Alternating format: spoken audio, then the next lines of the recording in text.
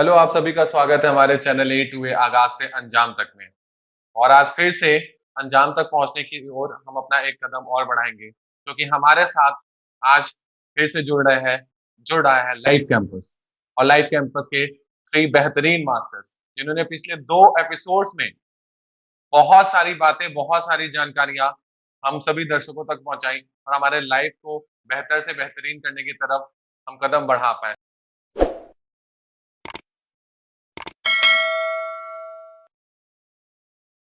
Sir, बहुत सारे अच्छे हमें जो मैसेजेस आए, लोगों के जो रिप्लाईज हैं, देख के हमें बहुत खुशी हुआ। And thanks. सबसे पहले मैं बोलना चाहूंगा तीनों मास्टर्स को जो फिर से हमारे साथ हैं, और मैं दर्शकों को एक बार इंट्रोड्यूस कराना चाहूंगा हमारे मास्टर्स से। तो सबसे पहले मैं स्वागत करना चाहूंगा डॉक्टर अजय शेष सर का, जो कि हैं MBBS, MD, PhD, business and life coach, inspirational speaker, double Guinness book world record holder. तो स्वागत है अजय सर आपका फिर से लाइव कैंपस के अंदर, A2A के अंदर। बहुत बहुत स्वागत है सर आपका। एंड नेक्स्ट मैं इंट्रोड्यूस कराना चाहूंगा स्वामी महेश जी को, BE mechanical, MA yoga, spiritual guide and सीआ yoga founder. Yoga is the then next, बहुत बहुत स्वागत है स्वामी जी आपका भी अगेन हमारे लाइव कैंपस में आने के लिए। एंड लास्ट मैं फिर से स्वागत करना चाहूंगा डॉक्टर अनिल सर का, जो कि है MBBS, MS, PhD, holistic and lifestyle medicine consultant, NLP, PMP master trainer, Guinness book world record holder. तो गुड आफ्टरनून। सबसे पहले मैं हाथ जोड़ के तीनों मास्टर का स्वागत करना चाहूंगा। एंड बहुत सारी सर जो इन्फॉर्मेशन पीछे के सेशंस में निकल के आई है, लाइव कैंपस के अंदर निकल के आई है, मुझे जहां तक समझ में आ कि सर इस कैंपस का स्टूडेंट हर एक इंसान बनना चाहता है, हर एक इंसान बनना चाहता हूँ। पिछले बार लास्ट में हमने समत्वम के बारे में बात किया था, और एक बस टीजर दिखाया था, एक पोस्टर हमने दिखाया था लोगों को समत्वम के बारे में। आज फिर से मैं अपने दर्शकों से बोलना चाहूंगा कि हम लास्ट में फिर से समत्वम के बारे में बात करेंगे। लेकिन उससे पहले आज का जो दिन है वो, सर जब मैं व्हाट्सएप स्टेटस देख रहा था तो अलग अलग चीजों में मुझे वो आज का दिन दिखाई दिया। किसी ने वैलेंटाइन डे लगाया था, किसी ने ब्लैक डे लगाया था, किसी ने मातृ पितृ दिवस लगाया था। और इन सारी चीजों को देख के मुझे यही समझ में आया कि ये सारी चीजें जो है हमारे लाइफ से जुड़ी हुई हैं। ये सारे जो बंधन है हमारे लाइफ से जुड़े हुए हैं। अलग अलग तरीके के इमोशंस, रिलेशंस, रिश्ते, ये सब कुछ हमारे लाइफ से रिलेटेड है। तो आज का जो मुद्दा हमने डिसाइड किया सर कि लोगों तक पहुंचे, वो है रिश्ता। क्योंकि किसी भी तरीके का रिश्ता, किसी भी मटेरियल से रिश्ता हो, या किसी लिविंग बीइंग से रिश्ता हो, या हमारे देश से रिश्ता हो, या हमारे आत्मा से जो हमारा रिश्ता है, तो ये जो रिश्ता है ये बहुत ही इंपॉर्टेंट टॉपिक है। मैं चाहता हूं कि हमारे दर्शक, ये समाज रिलेशंस के बारे में अलग अलग डायमेंशंस में एक अच्छे तरीके से समझे। तो सबसे पहले मैं चाहूंगा सर कि ये वर्ड रिलेशन, ये जो वर्ड रिलेशन है सर, इस पे मैं स्टार्ट करना चाहूंगा अनिल सर से। इस पे आपका क्या बोलना है सर? रिलेशनशिप, ये वर्ड बहुत ही ब्यूटीफुल वर्ड है और इसको कई डायमेंशन पे समझा जा सकता है। रिश्ते, रिलेशनशिप हमारे इमोशनल बैकअप भी होते हैं, लेकिन कई बार ये रिलेशनशिप हमारे लिए बहुत बड़ी मुसीबत का कारण भी बन जाते हैं। जब रिलेशनशिप एक अच्छी डायरेक्शन में नहीं चलते तो लाइफ हेल भी बन जाती है। और जब ये रिलेशनशिप बहुत हार्मनी के साथ जी रहे होते हैं तो ये हमारे लिए स्ट्रेंथ का काम करते हैं, हमारी इमोशनल बैकअप का काम करते हैं। तो आज 14th फेब है, जिसको लोग अलग अलग तरीके से मनाते हैं। आज बहुत अच्छा टॉपिक तुमने चूज किया सर्वेश, रिलेशनशिप। इस पे खुल के बात करने की जरूरत है। ये रिलेशनशिप हेल्थ, वेल्थ और हैप्पीनेस तीनों डायमेंशन को अफेक्ट करता है। तो पहले हमें यह समझना है कि हम डिफरेंट डिफरेंट रिलेशनशिप को कैसे समझें, मतलब सोशल डायमेंशन। रिलेशनशिप को मैं जिस तरीके से बात करता हूं, social dimension of life. Relationship में सबसे इंपॉर्टेंट रिलेशनशिप है आपका खुद के साथ, फिर दूसरा रिलेशनशिप है अपनी फैमिली के साथ, और तीसरा रिलेशनशिप है अपने बिजनेस के साथ और आउटर वर्ल्ड के साथ। लेकिन कहीं ना कहीं आज 21st सेंचुरी में सोशल डायमेंशन का मतलब केवल सोशल मीडिया हो गया है। यानी कि हम केवल सोशल मीडिया पे पोस्ट डालने को ही सोशल डायमेंशन समझ लिए हैं, और सोशल मीडिया की वजह से लोगों की लाइफ में परेशानियां ज्यादा आ रही हैं। वो एक पोस्ट डाला और डालने के बाद फिर देखते रहना कितने लाइक मिल रहे हैं कि नहीं मिल रहे हैं। लाइक्स नहीं मिले तो मूड डिस्टर्ब हो जाना, इरिटेट हो जाना, या कम लाइक्स मिले तो प्रॉब्लम। तो यानी कहने की मतलब ये है, जो सोशल डायमेंशन है वो सोशल मीडिया की वजह से एक नकली डायरेक्शन में चला गया है। आजकल लोग अपने सोशल मीडिया पर ऐसी पोस्ट डालते हैं जिसमें वो जितने ब्यूटीफुल होते हैं उससे कहीं गुना ज्यादा दिखते हैं, क्योंकि बहुत सारी ऐप आ गई हैं अपने आप को ब्यूटीफाई करने के लिए। और जितने वो रियल लाइफ में खुश हैं उससे कहीं ज्यादा खुश होने की दिखावट वहां पे की जाती है। उसका इम्पैक्ट सोसाइटी में ये हो रहा है, कुछ लोग उनको देख के और ज्यादा डिप्रेशन में चले जा रहे हैं कि मेरे पास तो ये नहीं है, वो व्यक्ति इतना खुश कैसे है, वो इतना सुंदर कैसे दिखता है। खासकर सेलिब्रिटीज, जो सेलिब्रिटीज दिखा रहे हैं सोशल मीडिया पर, क्या उनकी वो रियल लाइफ है? No, fake life.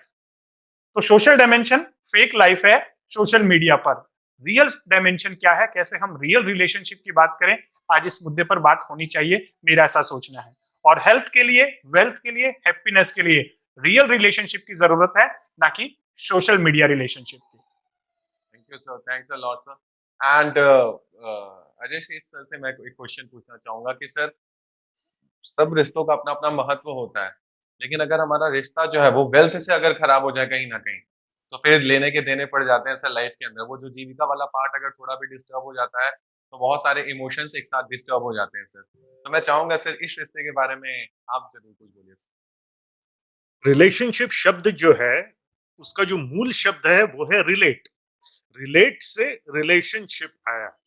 ठीक है, मेरा अगर तुमसे एक रिलेशनशिप है तो वो रिलेशनशिप यानी क्या, मैं तुमको कैसे रिलेट करता हूं अपनी जिंदगी में, मैं तुमको कैसे रिलेट करता हूं, वैसा तुम्हारा और मेरा रिलेशनशिप है।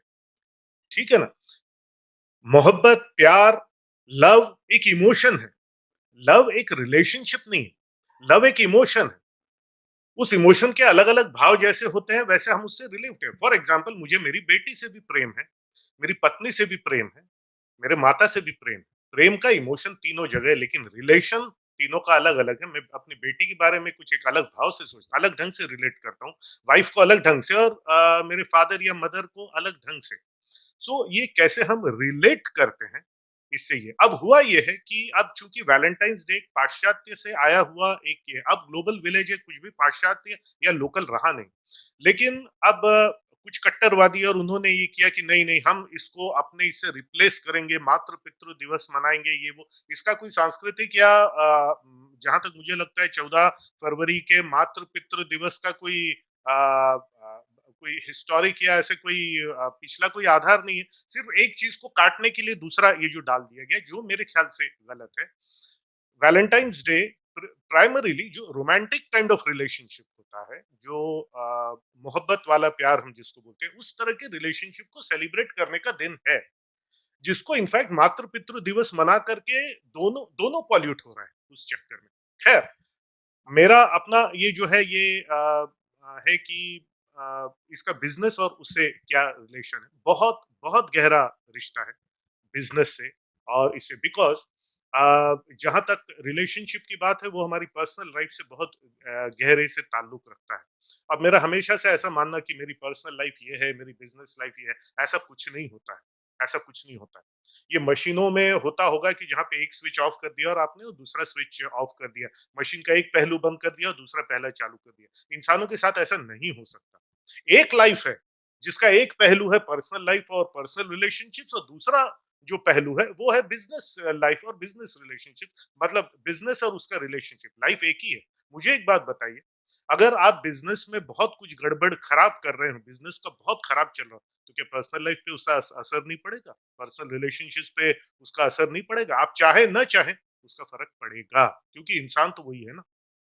दूसरा, अगर मेरे पर्सनल रिलेशन बहुत खराब है, बहुत वहां पे स्ट्रेन और ये चल रहा है और सब कुछ जो है, जो रिलेशनशिप यानी जो रिलेशन है वही रिलेशन ही गड़बड़ा गया, तो क्या मेरे बिजनेस में उसका असर नहीं पड़ेगा?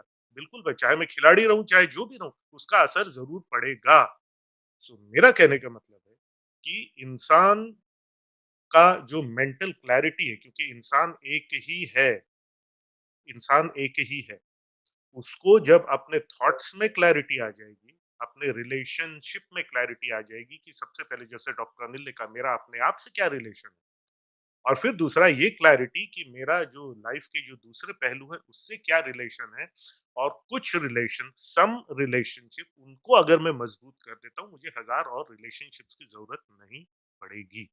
मेरे कुछ प्रगाढ़ रिश्ते बिजनेस के और ये अगर पर्याप्त है, समुचित है, सबसे इम्पोर्टेंटली अगर क्लियर है, तो मेरी पूरी लाइफ जो है वो क्लियर हो जाती है। और इसी मुद्दे को लेकर के, इसी रिलेशनशिप मुद्दे को लेकर के हम लोग यहाँ पर आए थे। तो रिलेशनशिप यानी सिर्फ रोमांटिक ही नहीं होता, रिलेशन हर चीज अलग है। एक और चीज, लव एंड अफेक्शन, प्यार और अपनत्व या प्यार और अपनापन, ठीक है ना। लव जो है वो एक ओवरऑल ओवरआर्चिंग इमोशन है जो हमारी पूरी जिंदगी को चलाता है। अफेक्शन इज अपनापन, अपनापन, affection, affects, what affects you affects me also, that is affect से आया। तुमको चोट लगी तो मुझे चोट नहीं लगी, but it affects me, that is affection. ये रिलेशनशिप का एक बहुत इंपॉर्टेंट पार्ट है। तुमको खुशी हुई तो मुझे खुशी होगी, why? Because there is affection, what affects you affects me also. So affection को प्यार समझ लेना, ठीक है। और रिलेशनशिप को, हर रिलेशनशिप को प्यार के चश्मे से ही देखना और कहना ये सही है, ये गलत है, इस पे मेरी आपत्ति है। मेरा यही कहना है, क्लैरिटी होनी चाहिए। Thank you sir. And next, समझ के संग रिलेशन, शांति के संग रिलेशन और परमात्मा के संग जो रिलेशन है, रिश्ता है हमारा। एंड डेफिनेटली इन रिश्तों के बारे में मैं चाहूंगा कि सर जरूर आप अपनी राय दें, स्वामी जी। सर्वेश, ये जो टॉपिक है मेरे हिसाब से बहुत ही अप्रोप्रिएट और बहुत इम्पोर्टेंट टॉपिक है, यस।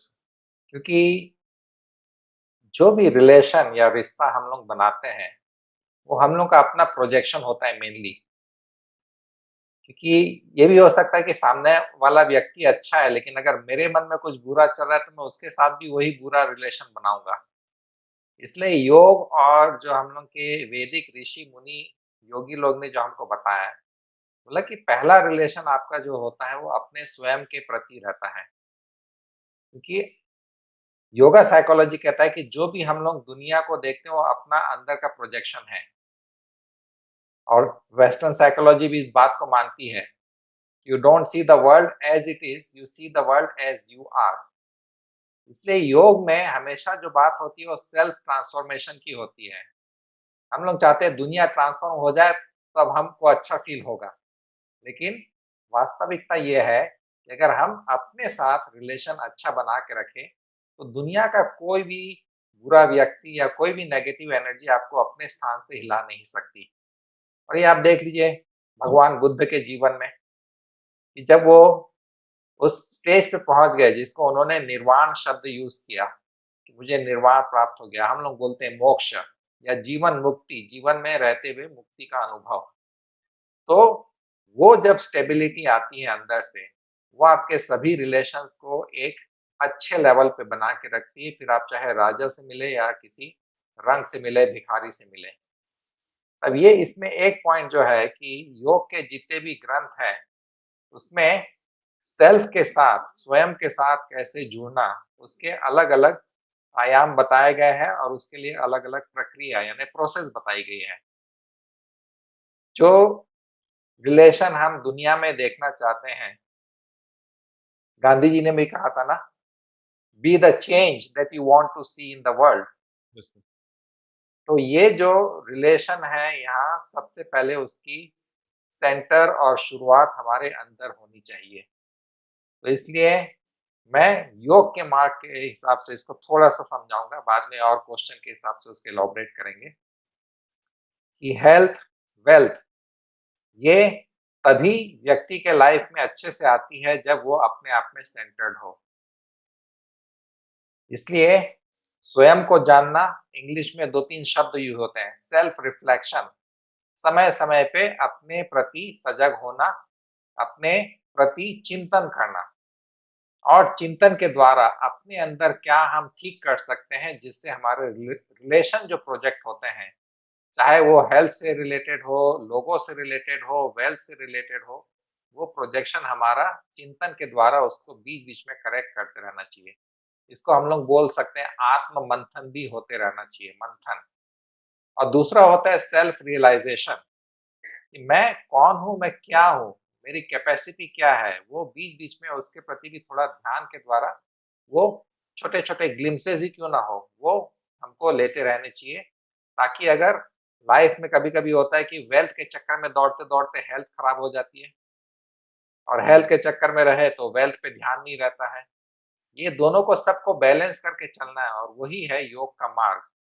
भगवान बुद्ध ने भी यही कहा कि ना तो मैं वो भोग वाला मार्ग आपको बता सकता हूँ, ना ही मैं वो रिनंसिएशन वाला मतलब एक्सट्रीम त्याग वाला, मैं आपको मध्य का मार्ग बता रहा हूँ। क्योंकि जीवन में जो हम लोग ने ह्यूमन सोसाइटी में मनुष्य ने समाज बनाया और समाज के नियम बना दिए। हम लोग को एक इम्पोर्टेंट चीज ध्यान रखना है कि हम लोग को अपने साथ तालमेल अंदर से, अपनी आत्मा के साथ और नेचर के साथ तालमेल बनाए रखना बहुत जरूरी है। ये जब दोनों बैलेंस रहेगा तो सब चीज अपने से आती है। जब हम लोग लक्ष्मी जी के पीछे दौड़ते रहते तो आगे भाग जाती है, लेकिन अगर हम लोग अपने में बैलेंस है तो ये सब देवी शक्तियां अपने से आती है, ये अट्रैक्ट होती है। अभी तो फिलहाल इतना ही, जैसे ही टॉपिक हम लोग का खुलेगा तो उसमें मैं और स्पेसिफिक एरिया और ग्रंथों से, उपनिषद से आपको और बताऊंगा। लेकिन मेरा सेंटर पॉइंट ये है कि रिश्ता जो है सबसे पहले स्वयं के प्रति जागरूक होकर के अपने अंदर एक अच्छी स्टेबिलिटी बनाइए।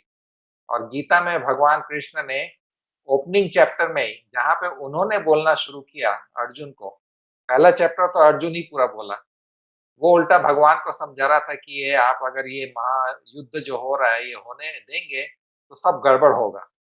फिर जब वो डिप्रेशन में आकर के अपने आपको सरेंडर किया, तब भगवान कृष्ण ने शुरू में कुछ बातें बताई, लेकिन उसमें पहले ही चैप्टर में उन्होंने क्लियर कर दिया कि जो व्यक्ति स्थित प्रज्ञ होता है वही वास्तविक रूप से जीवन को जीता है। बाकी तो जीवन के दौड़ भाग में फंसे उलझे हुए नजर आते हैं। तो स्थित प्रज्ञ क्या है वो मैं आपको बाद में बताऊंगा, लेकिन अभी मेरा सेंटर पॉइंट ये है कि स्वयं को जानो, स्वयं से रिश्ता ऐसे बनाओ कि अगर आप अपने से प्रेम करते हो तो आप सबसे प्रेम करते हो। थैंक फिर यू वो सर। आप चाहे माता पिता बोलो या रोमांटिक रिलेशन बोलो, ठीक है, सबको हम एक्सेप्ट करते हैं। इंडियन संस्कृति ही ऐसी है, वो अपने हृदय में सबको स्थान देती है। इसलिए चाहे वो हिस्टोरिकल पर्सपेक्टिव हो या ना हो, लेकिन हम अपने प्रति ऐसे सजग रहें कि कहीं पे अपने अंदर से कोई नेगेटिव एनर्जी रेडिएट ना हो। जब हमारी एनर्जी पॉजिटिव रहेगी तो सब कुछ हम अट्रैक्ट करते चलते हैं। Thank you sir. एंड जो हमारा लाइफ कैंपस है सर, या हम अपना लाइफ बोले तो लाइफ में अगर रिलेशन बनते हैं तो ब्रेकअप्स भी होते हैं सर। और कभी कभी हम जहाँ पे रिलेशन बनाना होता है वहाँ पे ब्रेकअप कर लेते हैं, और जहाँ पे ब्रेकअप करना होता है वहाँ पे रिलेशन बना लेते हैं।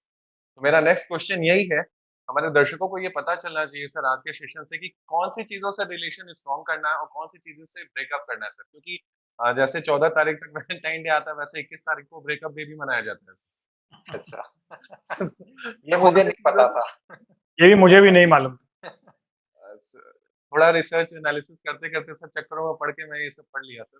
तो कौन सी चीजों से रिलेशन जो बनाना चाहिए सर हमें अपने लाइफ में, एंड मैं ये तीनों मास्टर से पूछना चाहूंगा कि किन चीजों से रिलेशन स्ट्रॉन्ग करें और किन चीजों से तुरंत हमें ब्रेकअप करना चाहिए सर, ये लाइफ कैंपस जो हमारा एक पूरा लाइफ है उसमें एक बेहतरीन जिंदगी जीने के लिए। राइट, मैं शुरुआत करूं? यस सर, अनिल सर आपसे पहले पूछिए। ओके, तो देखो, जैसा भी तुमने बताया कि ब्रेकअप डे है और वैलेंटाइन डे है, मुझे तो मालूम भी नहीं था ब्रेकअप डे के बारे में। ये बातें तो बोलने की बातें हैं, लेकिन रिलेशनशिप एक्चुअल में हमारे लिए बहुत बड़ा एक ट्रेजर होते हैं, स्ट्रेंथ होते हैं। एनएलपी की साइंस कहती है कि पीपल आर रिसोर्सेस, लोग आपके लिए रिसोर्सेस की तरह होते हैं, बशर्ते आपको उन रिसोर्सेस को यूज करते आना चाहिए, अपने लिए स्ट्रेंथ बनाते आना चाहिए। और ये आपके लिए इमोशनल बैकअप भी होते हैं, आपकी फैमिली, आपके लव्ड वंस। लेकिन कई बार हम इन रिश्तों में इतनी कड़वाहट ले आते हैं कि ये इमोशनल बैकअप तो दूर, ये हमारी वीकनेस बन जाते हैं, हमारी लाइफ हेल्प बन जाती है। और उसकी वजह से सबसे पहले मेंटल हेल्थ बिगड़ती है, इमोशनल हेल्थ। और इमोशनल हेल्थ, मेंटल हेल्थ अपनी फिजिकल हेल्थ को भी खराब करती है। और फिर इसके बाद आपका वेल्थ बिगड़ता है, क्योंकि जब घर में शांति नहीं होगी, आपके माइंड में शांति नहीं होगी, तब आप क्रिएटिविटी नहीं कर सकते, वेल्थ नहीं अर्न कर सकते। तो रिलेशनशिप स्पॉइल होने का सबसे बड़ा प्रॉब्लम होता है कि हम अपना पॉइंट ऑफ व्यू समझ रहे होते हैं, लेकिन सामने वाले का पॉइंट ऑफ व्यू नहीं समझते। हम केवल अपना ही पर्सपेक्टिव देख रहे होते हैं, दूसरे का नहीं। जैसे स्वामी जी ने भी कहा कि परसेप्शन हम अपने परसेप्शन को तो समझते हैं लेकिन दूसरे के परसेप्शन को गलत कर देते हैं। परसेप्शन मतलब होता है यूर पर्सनल रिसेप्शन, और हम परसेप्शन का मतलब है कि मैं अपना नजरिया देख रहा हूं, दूसरे का नहीं। ये 6 और 9 का गेम होता है, जो हमें 6 दिखाई देता है और उसको 9 दिखाई देता है, लेकिन हम लड़ते रहते हैं। नथिंग इज रॉन्ग और नथिंग इज राइट, दोनों का व्यू ठीक हो सकता है, बस हमें अपने अपने पॉइंट ऑफ व्यू को समझना है। जजमेंटल नहीं रहना रिश्तों में, जजमेंट जहां आया वहां पर गड़बड़ होगी। माइंड की साइंसेस बताती है, साइकोलॉजी बताती है कि people are not their behaviour, they are their experiences. हम क्या लोगों के छोटे छोटे गलत बिहेवियर से या जो बिहेवियर हमें पसंद नहीं आता उससे इरिटेट हो जाते हैं और उसकी वजह से रिलेशनशिप स्पॉइल कर लेते हैं। तो जब भी आपको लगे किसी का बिहेवियर आपके मन मुताबिक नहीं है, पहले उस बिहेवियर के पीछे उसके माइंड को समझने की कोशिश करें, यानी उसके पॉइंट ऑफ व्यू को समझने की कोशिश करें।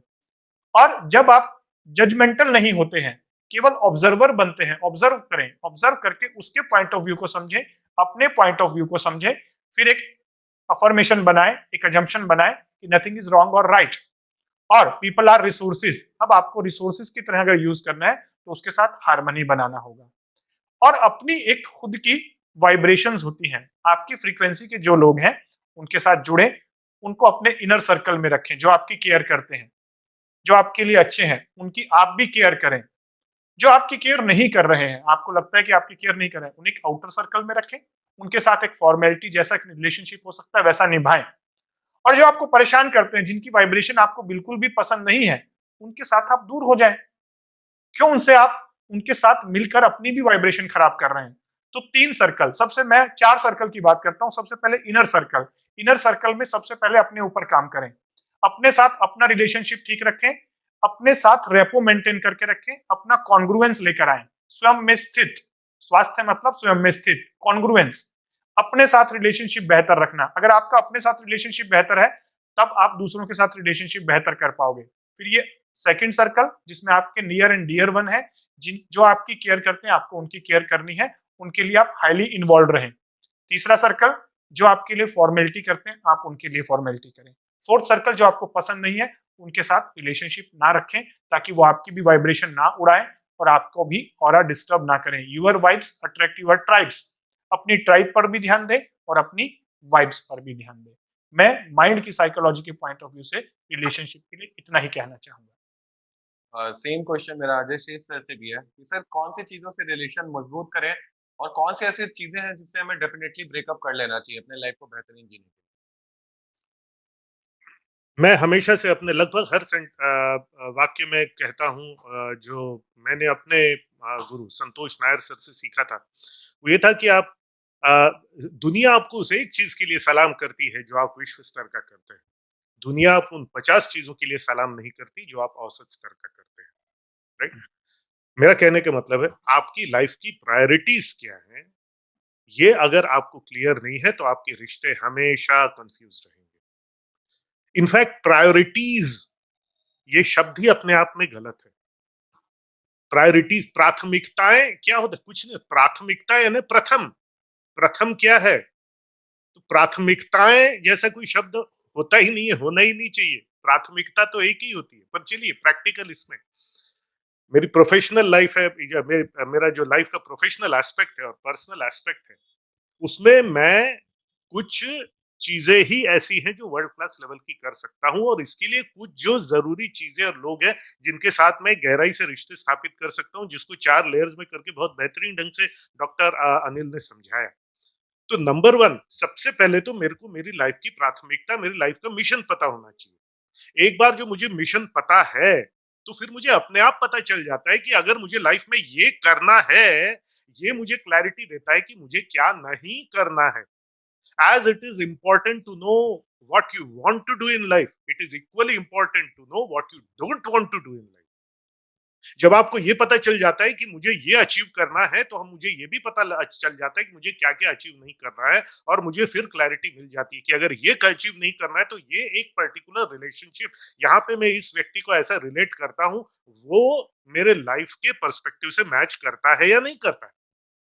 ये फलानी वस्तु, ये फलानी चीज, वो एडिक्टिव चीज हो सकती है, वो कुछ भी हो सकती है, ये हो सकती है, वो मेरे लाइफ के प्रायोरिटी से मैच करना है। इशू ये होता है कि जब मेरी लाइफ की प्रायोरिटी नहीं होती, मैं दूसरे किसी की प्रायोरिटी का हिस्सा बन जाता हूँ और फिर वहां पे शुरू होती है देखा देखी वाली बात। ठीक है, फॉर एग्जाम्पल किसी ने कार खरीदी तो मैं विचलित हो गया, मेरे पास क्यों नहीं है। अरे मेरी मेरा जो लाइफ का जो पर्पज है उसके साथ में वो फलाना पर्टिकुलर मॉडल की कार क्या वो कोई कोई रिलेट करती है या नहीं करती है, मेरे प्रायोरिटी में वो फिट होती है कि नहीं होती है। यस, पर जब मेरी प्रायोरिटी नहीं है तो दूसरे की हुई चीज मेरी प्रायोरिटी। दूसरी चीज जो मैं हमेशा बोलता हूँ, जिंदगी में जब एक बड़ी चीज नहीं होती तो छोटी छोटी चीजें ही बड़ी हो जाती। फिर छोटी सी बात पे आदमी झगड़ पड़ता है, छोटे से ईगो पे आदमी झगड़ पड़ता है। आप देखिए एपीजे अब्दुल कलाम जैसे व्यक्ति, रतन टाटा जैसे व्यक्ति, वो ये व्यक्ति क्या छोटी छोटी बातों पे कभी चिढ़ेंगे, उलझेंगे, ये करेंगे? नेवर। वो अपनी लाइफ की एक प्रायोरिटी में इतने बिजी हैं कि उन्होंने तो विवाह तक नहीं किया, बिकॉज उससे वो रिलेट नहीं करते थे। वो लाइफ की एक चीज में जो चीजें सपोर्ट कर। मैं नहीं कहता कि किसी भी युवा को विवाह नहीं करना चाहिए, पर मेरा कहने का मतलब है जिंदगी में प्राथमिकता 2 या 3 ही हो सकती है। वो प्राथमिकताएं तय करे और अपना बचा हुआ जीवन उसके ऊपर में होम कर दे, उसके ऊपर में पूरा व्यतीत कर दे, उससे उसके रिलेशन में क्या करना है नहीं करना है ये डिसाइड करे। किस व्यक्ति से जुड़ना है नहीं जुड़ना है, किसी वस्तु से जुड़ना है नहीं जुड़ना है, किस संस्थान से जुड़ना है नहीं जुड़ना है, ये इसके उत्तर अपने आप मिल जाएंगे। सबसे पहले प्रायोरिटी, उसके बेसिस पर मुझे पता लग जाएगा वस्तु, व्यक्ति और संस्थान किससे मुझे रिलेशन बनाना है, किससे नहीं बनाना है। और जिनसे नहीं बनाना है उनसे कोई दुश्मनी तो नहीं लेनी है, उनसे एक फॉर्मल रिलेशन रहेगा, जैसा बड़े अच्छे से डॉक्टर अनिल गुप्ता ने बताया। Thank you sir. Same question Swami ji आपसे भी है कि किन एज ए स्पिरिचुअल गाइड हमें कौन-कौन सी चीज़ों से रिलेशन बना के और कौन-कौन सी चीज़ों से तुरंत ब्रेकअप कर लेना चाहिए लाइफ को बेहतरीन बनाने के लिए? मतलब रिलेशनशिप की बात हो रही तो हम लोग ये मान के चलते हैं कि हम लोग लोगों से रिलेट कर रहे हैं। कि पहला सेंटर तो मैंने अपने आप को बता दिया, अब लोगों से कैसे रिलेट करें। और योग में सबसे इम्पोर्टेंट जो psychological study of human nature, human mind, consciousness की है, वो है योग सूत्र ऑफ पतंजलि। पतंजलि ऋषि ने अपने जो योग सूत्र में जो ह्यूमन साइकोलॉजी को एक्सप्लेन किया, वो अभी तक वेस्टर्न साइकोलॉजी में उतना डेप्थ, उतना अंडरस्टैंडिंग नहीं है। उसमें उन्होंने रिलेशनशिप को एक्सप्लेन किया और ये बहुत ही इंपॉर्टेंट पॉइंट है। ये योग सूत्र में चैप्टर 1 में जो पहला अध्याय है उसमें मेरे ख्याल से सूत्र नंबर 33 होना चाहिए। मैं ये सूत्र जो संस्कृत में वो एक बार पढ़ के आपको बताता हूँ। एक एक शब्द पे ध्यान दीजिएगा क्योंकि इसमें आपको रिलेशन को कैसे बनाए रखना ताकि आपका मन विचलित ना हो। क्योंकि आपको जब दुनिया में रहना है तो सब प्रकार के लोगों से मिलना पड़ता है। अब अजय जी ने बहुत अच्छा एग्जाम्पल दिया कि डॉक्टर एपीजे कलाम, तो उनका अपना लाइफ में एक प्रायोरिटी थी, फोकस थी और उसी पे चलते रहे, साइड का कोई भी चीज में वो डाइवर्ट नहीं किए। तो लाइफ में अपने आप को कैसे फोकस रखना, कैसे माइंड को हैप्पी और अपना कहना चाहिए प्रसन्न चित्त बनाए रखना। तो ये जो सूत्र है इसमें चित्त प्रसादनम, कि अपने चित्त को यानी अपने मन को कैसे प्रफुल्लित बनाए रखना, कैसे उसको एक हैप्पीनेस वाले फ्लो में बनाए रखना ताकि वो किसी चीज से डिस्टर्ब ना हो। अब एक एक शब्द ध्यान से सुनिएगा। ये जो सूत्र है ये योग सूत्र से लिया गया है। मैत्रेय, मैत्रेय आप लोग को समझ में आता है, फ्रेंडलीनेस, लोगों से मैत्री भाव रखना। करुणा, भगवान बुद्ध का मेन जो कहना चाहिए टीचिंग थी, उपदेश था, वो था करुणा भाव, अहिंसा और करुणा भाव। तो मैत्री और करुणा, करुणा का मतलब आप लोग समझते हैं कंपैशन। मुदिता, मुदिता मतलब खुशी का भाव। अपने अंदर जो खुशी का भाव आता है, जब आप किसी को देखते हैं, बच्चे को देखते हैं तो आप मुदित भाव में आ जाते हैं कि हाँ बच्चा कितना इनोसेंटली खेल रहा है, मुदिता। उपेक्षा, उपेक्षा मतलब किसी को इग्नोर कर देना, किसी के साथ इन्वॉल्व नहीं होना। जब कोई व्यक्ति आपको परेशान कर रहा है, अगर आप उससे इन्वॉल्व नहीं होंगे तो थोड़ी देर में उसकी एनर्जी डाउन हो जाएगी, फिर आपको झगड़े करने की जरूरत नहीं है। ये तो बहुत सही बताया डॉक्टर अजय जी ने कि छोटी छोटी बात पे झगड़ा हो जाता है। तो मैत्री, करुणा, मुदिता, उपेक्षा नाम सुख, दुख, पुण्य, अपुण्य। अब सुख आप सब जानते हैं, सुख का मतलब जो सुख का भाव होता है, जिससे हम लोग को आनंद का अनुभव होता है, हम लोग कंफर्टेबल रहते हैं, लाइफ में एक जॉय रहता है, वो हो गया सुख।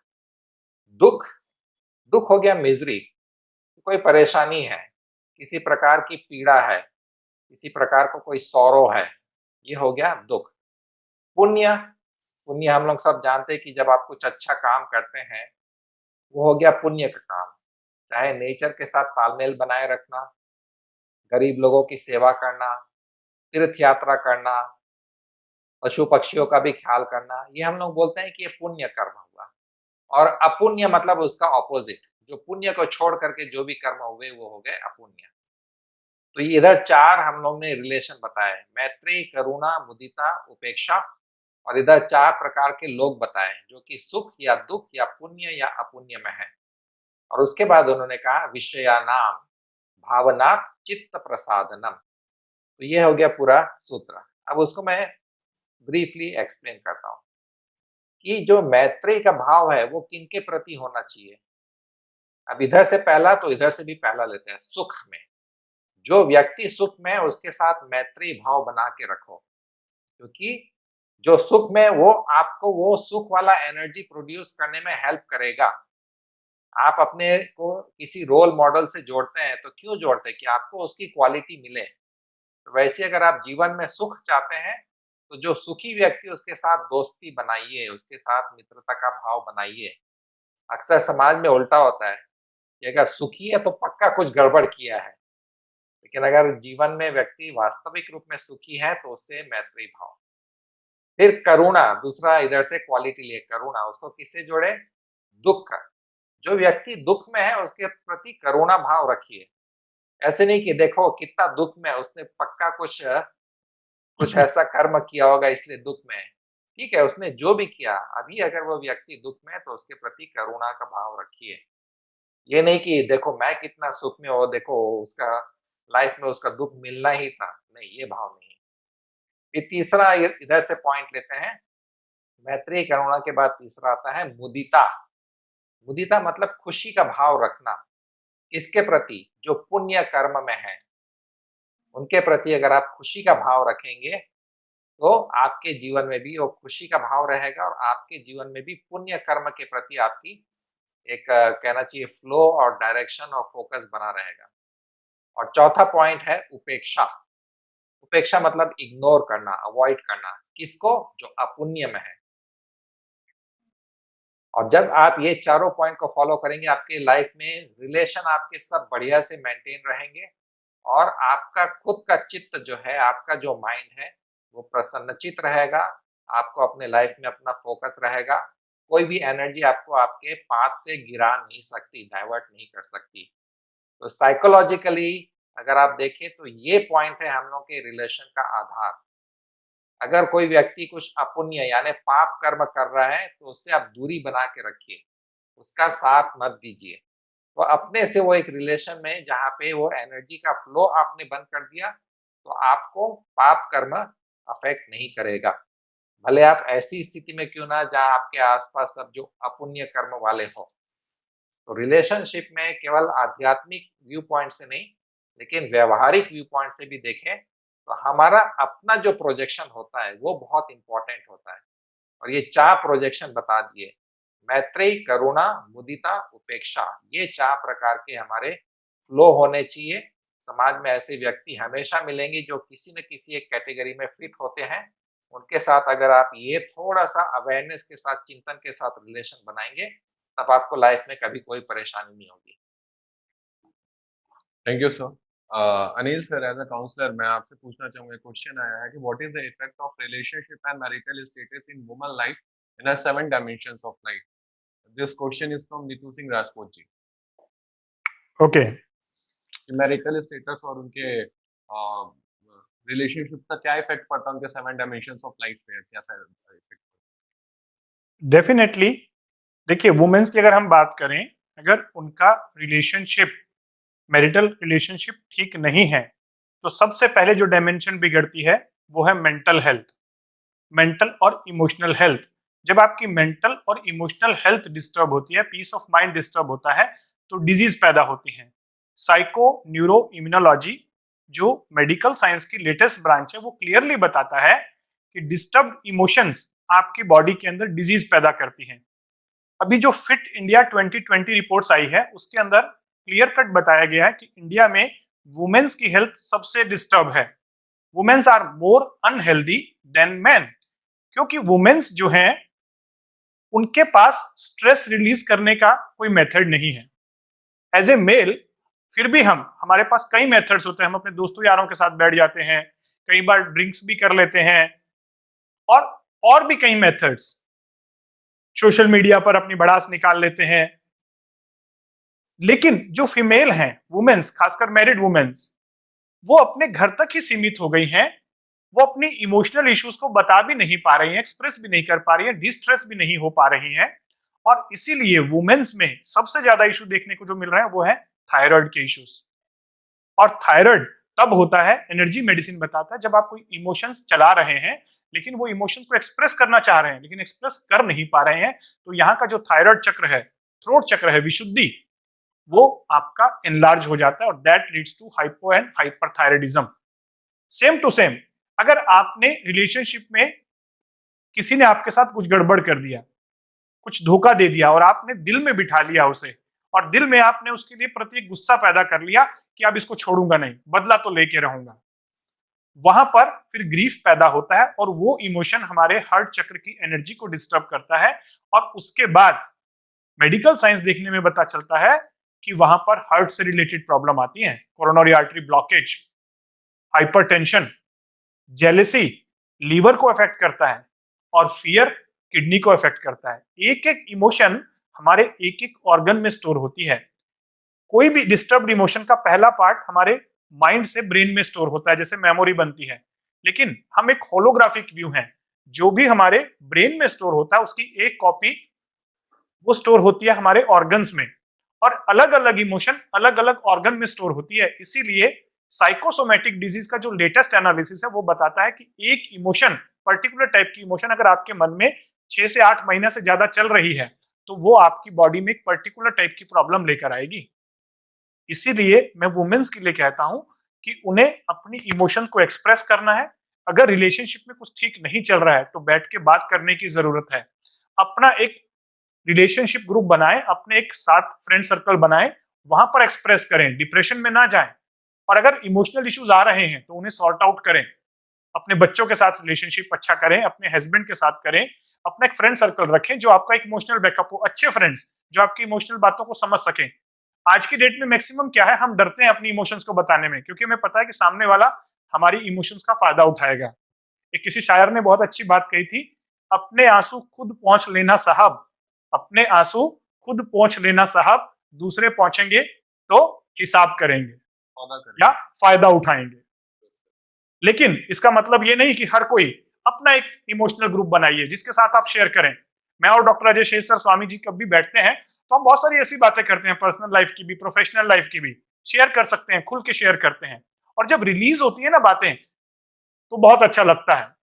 इनफैक्ट ये भी आपने सुना होगा कि एक हार्ट सर्जरी, कार्डियोथोरेसिक सर्जरी के ओटी के बाहर लिखा हुआ था, अगर दिल खोला होता कभी यारों के साथ, दिल खोला होता कभी यारों के साथ, तो ना खोलना पड़ता औजारों के साथ।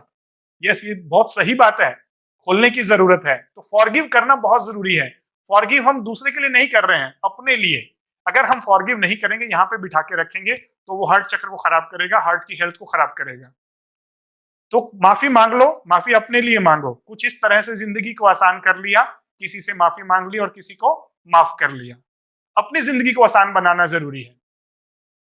Plus side by side relation, मतलब जिसके साथ आप रिलेट करते हो, तो अपना एक ऐसा ग्रुप ढूंढिए जिसके साथ आप एक्चुअल में रिलेट करते हो और उस ग्रुप की केयर कीजिए।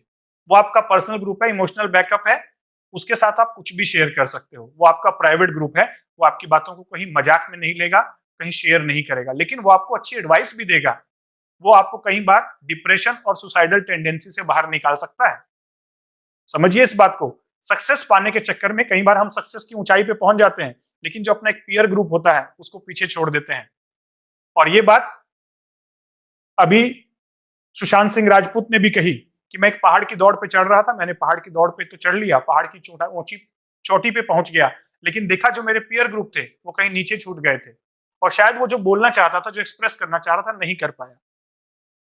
बहुत लोगों के साथ हो सकता है। इसीलिए जब सक्सेस मिल जाती है लेकिन शांति नहीं मिलती, पीस नहीं मिलती, अंदर में कुछ कन्फ्लिक्ट चलते रहते हैं, तो सुसाइडल टेंडेंसी आती है। इन बातों पे ध्यान देना बहुत जरूरी है। Thank you sir. रिश्तों का बीमारियों से क्या रिलेशन है, क्या इफेक्ट पड़ता है? सो आई थिंक इस क्वेश्चन में आपने उस पार्ट को बहुत ही खूबसूरती के साथ कवर किया। सेम अगर हम इन बातों का ध्यान दे लें सर, तो मैं अजय श्री सर से पूछना चाहूंगा, अगर हम इन बातों का ध्यान दे लें तो उसके बाद सबसे बड़ी समस्या ये है सर कि कितने ऐसे रिलेशन होते हैं जो हमारे मैटेरियलिस्टिक सक्सेस को या वेल्थ में हम आगे बढ़ होते हैं। जैसे हमारे कुछ दोस्त होते हैं, वो उनसे उनसे इमोशनल रिलेशन इतना गहरा हो जाता है कि वो हमें गलत एक्टिविटीज की तरफ टर्न कर देते हैं, फिर हमारे सक्सेस का रास्ता बंद हो जाता है। कितने बार मैंने कितने लोगों को सुनते देखा है कि सर मैं इसलिए काम नहीं कर पाता हूँ क्योंकि मेरे घर में मम्मी ने मुझे इस काम में डाल रखा है, मैं अपने परिवार के इन कामों में फंस गया हूँ। और ये जो रिश्ता है, जो उनको अपने जीवन और जीविका का रिलेशन निभाना है, वो कुछ रिश्तों की वजह से कोलैप्स होके और कहीं न कहीं इतनी भिड़ंत होती है इससे कि कितने लोग का अपना पूरा करियर खत्म हो जाता है और उस मुकाम तक अपने लाइफ में नहीं पहुँच पाते, या जो कर्म करना चाहते हैं वो संपूर्ण खत्म नहीं कर पाते सर। तो एज़ अ ट्रेनर सर, आपने बहुत सारे लोगों को पूरे वर्ल्ड में ट्रेन किया। मैं पूछना चाहूँगा कि ऐसे सिचुएशन से लोग कैसे निकलें? रिलेशंस को मैनेज कैसे करें हर डायरेक्शन में? अ, बातें जो ओवरऑल जो मुझे समझ में आ रहा है, आज की बातें जो हो रही है, अगेन वो वही जो इसके पहले मैंने और अनिल सर ने और स्वामी जी ने जो बातें कही, उसी को मैं अलग ढंग से ये करूंगा। मैं कभी कभी मजाक में अपनी वाइफ से बोलता हूँ कि मैं मेरा खुद का सबसे बड़ा फैन हूँ, सबसे पहले तो। यस। नंबर टू, मैं जो है सबसे ज्यादा अगर किसी से मोहब्बत करता हूँ तो अपने आप से करता हूँ। तो वो बोलती है अच्छा तो मतलब मुझसे नहीं करते। तो ये हास परिहास की बात है, बट कहीं पर उसमें बहुत गहराई है। मैं मेरा सबसे बड़ा फैन हूं। नंबर टू, मुझे पता है मुझे लाइफ में क्या चाहिए। ठीक है, इससे क्या चीजें होती है। नंबर वन, मुझे पता है लाइफ में मुझे क्या चाहिए, वो एक बहुत बड़ी क्लैरिटी। इनफैक्ट मैं आज अगर यहाँ पर बैठा हूं, अनिल गुप्ता सर यहाँ पे बैठे हैं, क्यों बैठे हैं हम लोग? क्योंकि नंबर वन, अपने आप से रिलेशन बेहतरीन है, और नंबर टू, लाइफ में स्वामी जी का फोकस क्या है, he is crystal clear about it. मेरा फोकस क्या है, it is crystal, I am crystal clear about it, and doctor Anil is crystal clear about it. हम तीनों के जो है वो अपने अपने फोकस बहुत क्लियर है। तो आगे मैं फिर से बोलूंगा, अपने आप के अंदर में मैं कैसा हूं, और जब मेरा लक्ष्य क्लियर है और मैं खुद का सबसे बड़ा फैन हूं, ठीक है, तो मेरा जो अपने आप से रिलेशनशिप क्लियर है, तो दूसरों के साथ में रिलेशनशिप में क्या होता है मैं बता रहा हूं। And a very important thing I am going to say, I am emotionally attached to other people, I am not emotionally dependent on. Emotional मतलब भावनात्मक रूप से किसी से अटैच रहना, भावनात्मक रूप से किसी से जुड़ना अलग बात होती है, भावनात्मक रूप से किसी पर निर्भर होना अलग बात होती है। अगर मैं अपने आप का सबसे बड़ा फैन हूं, तो मैं दूसरों से, फिर वो मेरे मेरे मेरे परिवार के दूसरे मेंबर्स ही क्यों ना हो। जब मैं सबसे पहले गिनीज वर्ल्ड रिकॉर्ड बनाने के लिए गया था, मेरे सभी दोस्तों ने और सबने मुझे डिस्करेज किया था। अगर मैं इमोशनली डिपेंडेंट होता अपनी माता जी पे, अब ऑफकोर्स माता जी हैं, वो उनके अपने कंसर्न्स थे। अगर मैं इमोशनली डिपेंडेंट होता, नहीं नहीं मम्मी मना कर रही है, छोड़ो, नहीं करो, नहीं नहीं साइकिल चला के कहा, नहीं नहीं पापा मना कर रही है, मैं इमोशनली डिपेंडेंट हूं तो मैं करूंगा क्या, नहीं मैं नहीं करूंगा, नहीं नहीं छोड़ो, पापा मना कर रहे हैं, मम्मी मना कर रही, भाई लोग मना कर रहे, दोस्त लोग नाराज हो जाएंगे, राइट। तो अगेन बिकॉज मुझे पता है मुझे लाइफ में क्या चाहिए, और मैं मेरा सबसे बड़ा फैन हूं, और मैं इमोशनली डिपेंडेंट नहीं हूं, अटैच जरूर हूं। मैं समझता हूं मेरी माँ ऐसा क्यों बोल रही है, क्योंकि उनको मुझसे प्रेम है। मुझे पता है मेरे पिताजी को, मेरे जो है पिताजी को, दोस्तों को, अन्य सीनियर रिश्तेदारों को मेरी सुरक्षा की चिंता है, इसलिए ऐसा बोल रहे हैं। मैं इमोशनली अटैच्ड हूं, वो समझ है, वो एम्पैथी है। परंतु मेरी प्रायोरिटी चूंकि क्लियर है, तो मैंने अपनी जिद, और देखिए इसीलिए जो लोग रिबेल होते हैं, जो लोग अपनी राह पे चलते हैं, वो हमेशा कुछ ना कुछ दूसरा पाते हैं, जो सुनते रह जाते हैं वो दूसरा। देखिए, रिलेशन समय के साथ बदलते हैं, लोग समय के साथ बदलते हैं, ठीक है। मैं कैसे किसी से रिलेट कर रहा हूँ वो सेम है, बट वो मुझसे कैसे रिलेट कर सकता है वो चेंज हो सकता है, जिसपे मेरा कंट्रोल नहीं है। अगर उस चीज को लेके मैं दुखी हो गया तो मैं अपनी लाइफ में क्या करूंगा? सो अगेन, सबसे पहले इनर सर्कल में मैं, उसके बाद में मुझे क्या चाहिए वो, और उस हिसाब से मैं दूसरों से कैसे रिलेट करूं, कितने कुछ उन इतने लोगों से अपना रिलेशनशिप बनाऊं कि जो मेरे लाइफ के मिशन में और जो लाइफ की मेरी कॉलिंग है, जिसके लिए ऊपर वाले ने मुझे यहाँ पर भेजा। अब मुझे एक बात बताइए, कौन सलाह देगा एक डॉक्टर को कि वो ट्रेनिंग और इस लाइन में है जिस लाइन में मैं यहाँ पर बैठा हूँ? I am MD, doctor Anil is MS, और हम अभी क्या कर रहे हैं? क्यों? बिकॉज हमको पता है हमारी लाइफ की प्रायोरिटी क्या है, और हम उसके लिए जो है दूसरों के साथ में हम समझेंगे, लेकिन अल्टीमेटली मेरी प्रायोरिटीज को मैं सबसे पहले रखूंगा। उसको देखते हुए मैं दूसरों से रिलेशंस खराब नहीं करूंगा, but at the same time emotionally निर्भर भी नहीं रहूंगा। सो ये मेरा कहना है। कम लोगों से ही आपके रिश्ते हो सकते हैं। जैसे कहते हैं ना, मित्र जिंदगी में 3 या 4 ही हो सकते हैं, उससे ज्यादा मित्र नहीं हो सकते। एक्वेंटेंसेस बहुत सारे आपके हो सकते हैं। तो इसमें ये करना कि किसके साथ में मैं क्या रिलेशन बनाऊं कि जो मुझे मेरी लाइफ की प्रायोरिटी अचीव करने में मदद करे, वो जरूरी है। क्योंकि अगर मैं सबकी सुनता रहा तो अंततः जिसकी सुन रहा हूं वो ही एक दिन मेरी इज्जत नहीं करेंगे। कभी गिनीज रिकॉर्ड नहीं बनता, कभी डॉक्टर अनिल गुप्ता के साथ वो इतना बड़ा ये नहीं बनता, कभी साइकिल यात्रा नहीं होती, कभी मेरी किताब नहीं होती, कभी यूथ आइकॉन ऑफ इंडिया का अवार्ड नहीं मिलता, और कभी मैं इस यहाँ पर बैठ करके इंटरव्यू नहीं दे रहा होता। सो रिलेशनशिप विद सेल्फ, उसके बाद में relationship with others, other very few people, objects and institutions. Thank you sir. Take away point है दर्शकों के लिए कि किससे रिलेशन हमें बनाना है, जो हमारे पहले तो सेल्फ से, एंड कुछ दो चार लोग ऐसे जो आपको आपके ग्रोथ में मोटिवेट करे, उसमें हेल्प करे, ना कि आपका टांग पकड़ के पीछे खींच रहे हैं आपको लाइफ में, और लाइफ की जो आपकी रेलगाड़ी है उसमें ब्रेक लगा रहे हैं। सेम मेरा अब ये जो हमारा समत्वम है, लाइफ कैंपस है, इसका बहुत एक अच्छा इंपॉर्टेंस निकल के आएगा। मेरा क्वेश्चन अब नेक्स्ट स्वामी जी से है कि सर, कितने लोग ऐसे होते हैं कि प्रैक्टिकल लाइफ से ऐसा रिश्ता बना लेते हैं अपने कि स्पिरिचुअल लाइफ से फुल कनेक्शन उनका ऑफ हो जाता है, एंड उसका बैलेंस भी उनके लाइफ से पूरा चला जाता है। परमात्मा के साथ को अपने रिश्ते को जानते नहीं है। कितने लोग ऐसे होते हैं जब परमात्मा के साथ अपना रिश्ता जान लेते हैं तो फिर वो समाज छोड़ देते हैं, एंड इन दोनों ही चीजों से जो उनके लाइफ में डिसबैलेंस क्रिएट होता है सर, वो कहीं ना कहीं तो इन दोनों रिलेशंस को बैलेंस वो कैसे करें, इसके लिए और डिस्टर्ब ना करें, इतने ज्यादा भी प्रैक्टिकल ना हो जाए कि हमारा जो सत्य है हम उसको भूल जाएं, और जब तक इस शरीर के अंदर है तो हम अपनी चीजों को निभा भी सके, इस रिश्ते को भी निभा सके।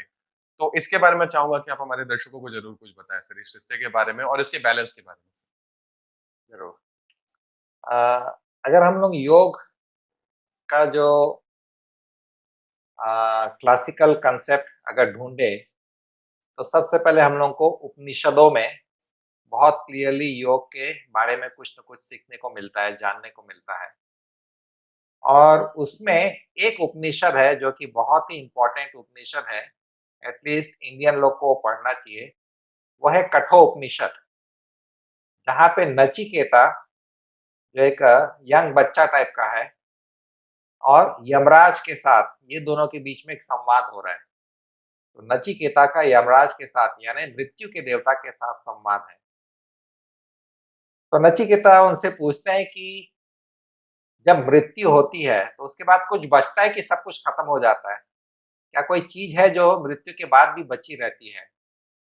तो यमराज पहले उसको डायरेक्ट आंसर नहीं देते हैं, उसको प्रलोभन देते हैं कि बेटा तुम तो यंग हो, मैं तुमको कोई अच्छी सी लड़की दे देता हूँ, उससे शादी करो, फैमिली करो, अपना लाइफ आगे बढ़ाओ। लेकिन वो बच्चा फिर पूछता है, बच्चा यानी 12-15 साल का पक्का रहा होगा, जो उपनिषदों से हमको थोड़ा सा आइडिया मिलता है। तो उसने कहा कि देखिए वो सब मैं उसका भोग तो कर लूंगा, लेकिन कहीं ना कहीं मेरी मृत्यु तो होगी उसके बाद भी। तो फिर मेरे मन में वो प्रश्न आएगा, तो आप सामने मेरे खड़े तो आप ही जवाब दे दीजिए। तो बोले कि नहीं, मैं तुमको अच्छा सोने का महल दे देता हूँ, हजारों हाथी घोड़े, और तुमको गाय दे देता हूँ, तुम उसको संभालो, अच्छी लाइफ जियो। लेकिन नचिकेता जो है वो अपनी बात पे अड़ा रहता है कि नहीं, मृत्यु के बाद कुछ बचता है कि नहीं बचता, मृत्यु के समय क्या होता है। तो यमराज उस पॉइंट पे भी उसको थोड़ा-सा डाइवर्ट करने का प्रयास करते हैं। बोलते हैं कि देखो मृत्यु के बारे में तो देवता लोग भी कन्फ्यूज़्ड हैं। इसलिए तुम ये क्वेश्चन ना छोड़ कर के कुछ और पूछो। लेकिन अब यमराज जी एक बंधन में फँसे हुए थे कि उनको 3 वरदान उन्होंने कहा था नचिकेता को, तू आप मेरे द्वार पे 3 दिन 3 रात रुके रहे और मैं अपने काम से बाहर गया था, मैं वापस आया तो मैं आपको 3 वरदान देता हूँ। तो ये तीसरा वरदान यही था।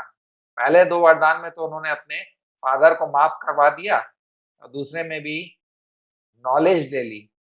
ये पंचाग्नि विद्या क्या है, वो 2 ले लिया। लेकिन तीसरा जो मेन क्वेश्चन है और जो पूरा उपनिषदों का मेन पॉइंट वो है मृत्यु के समय क्या होता है।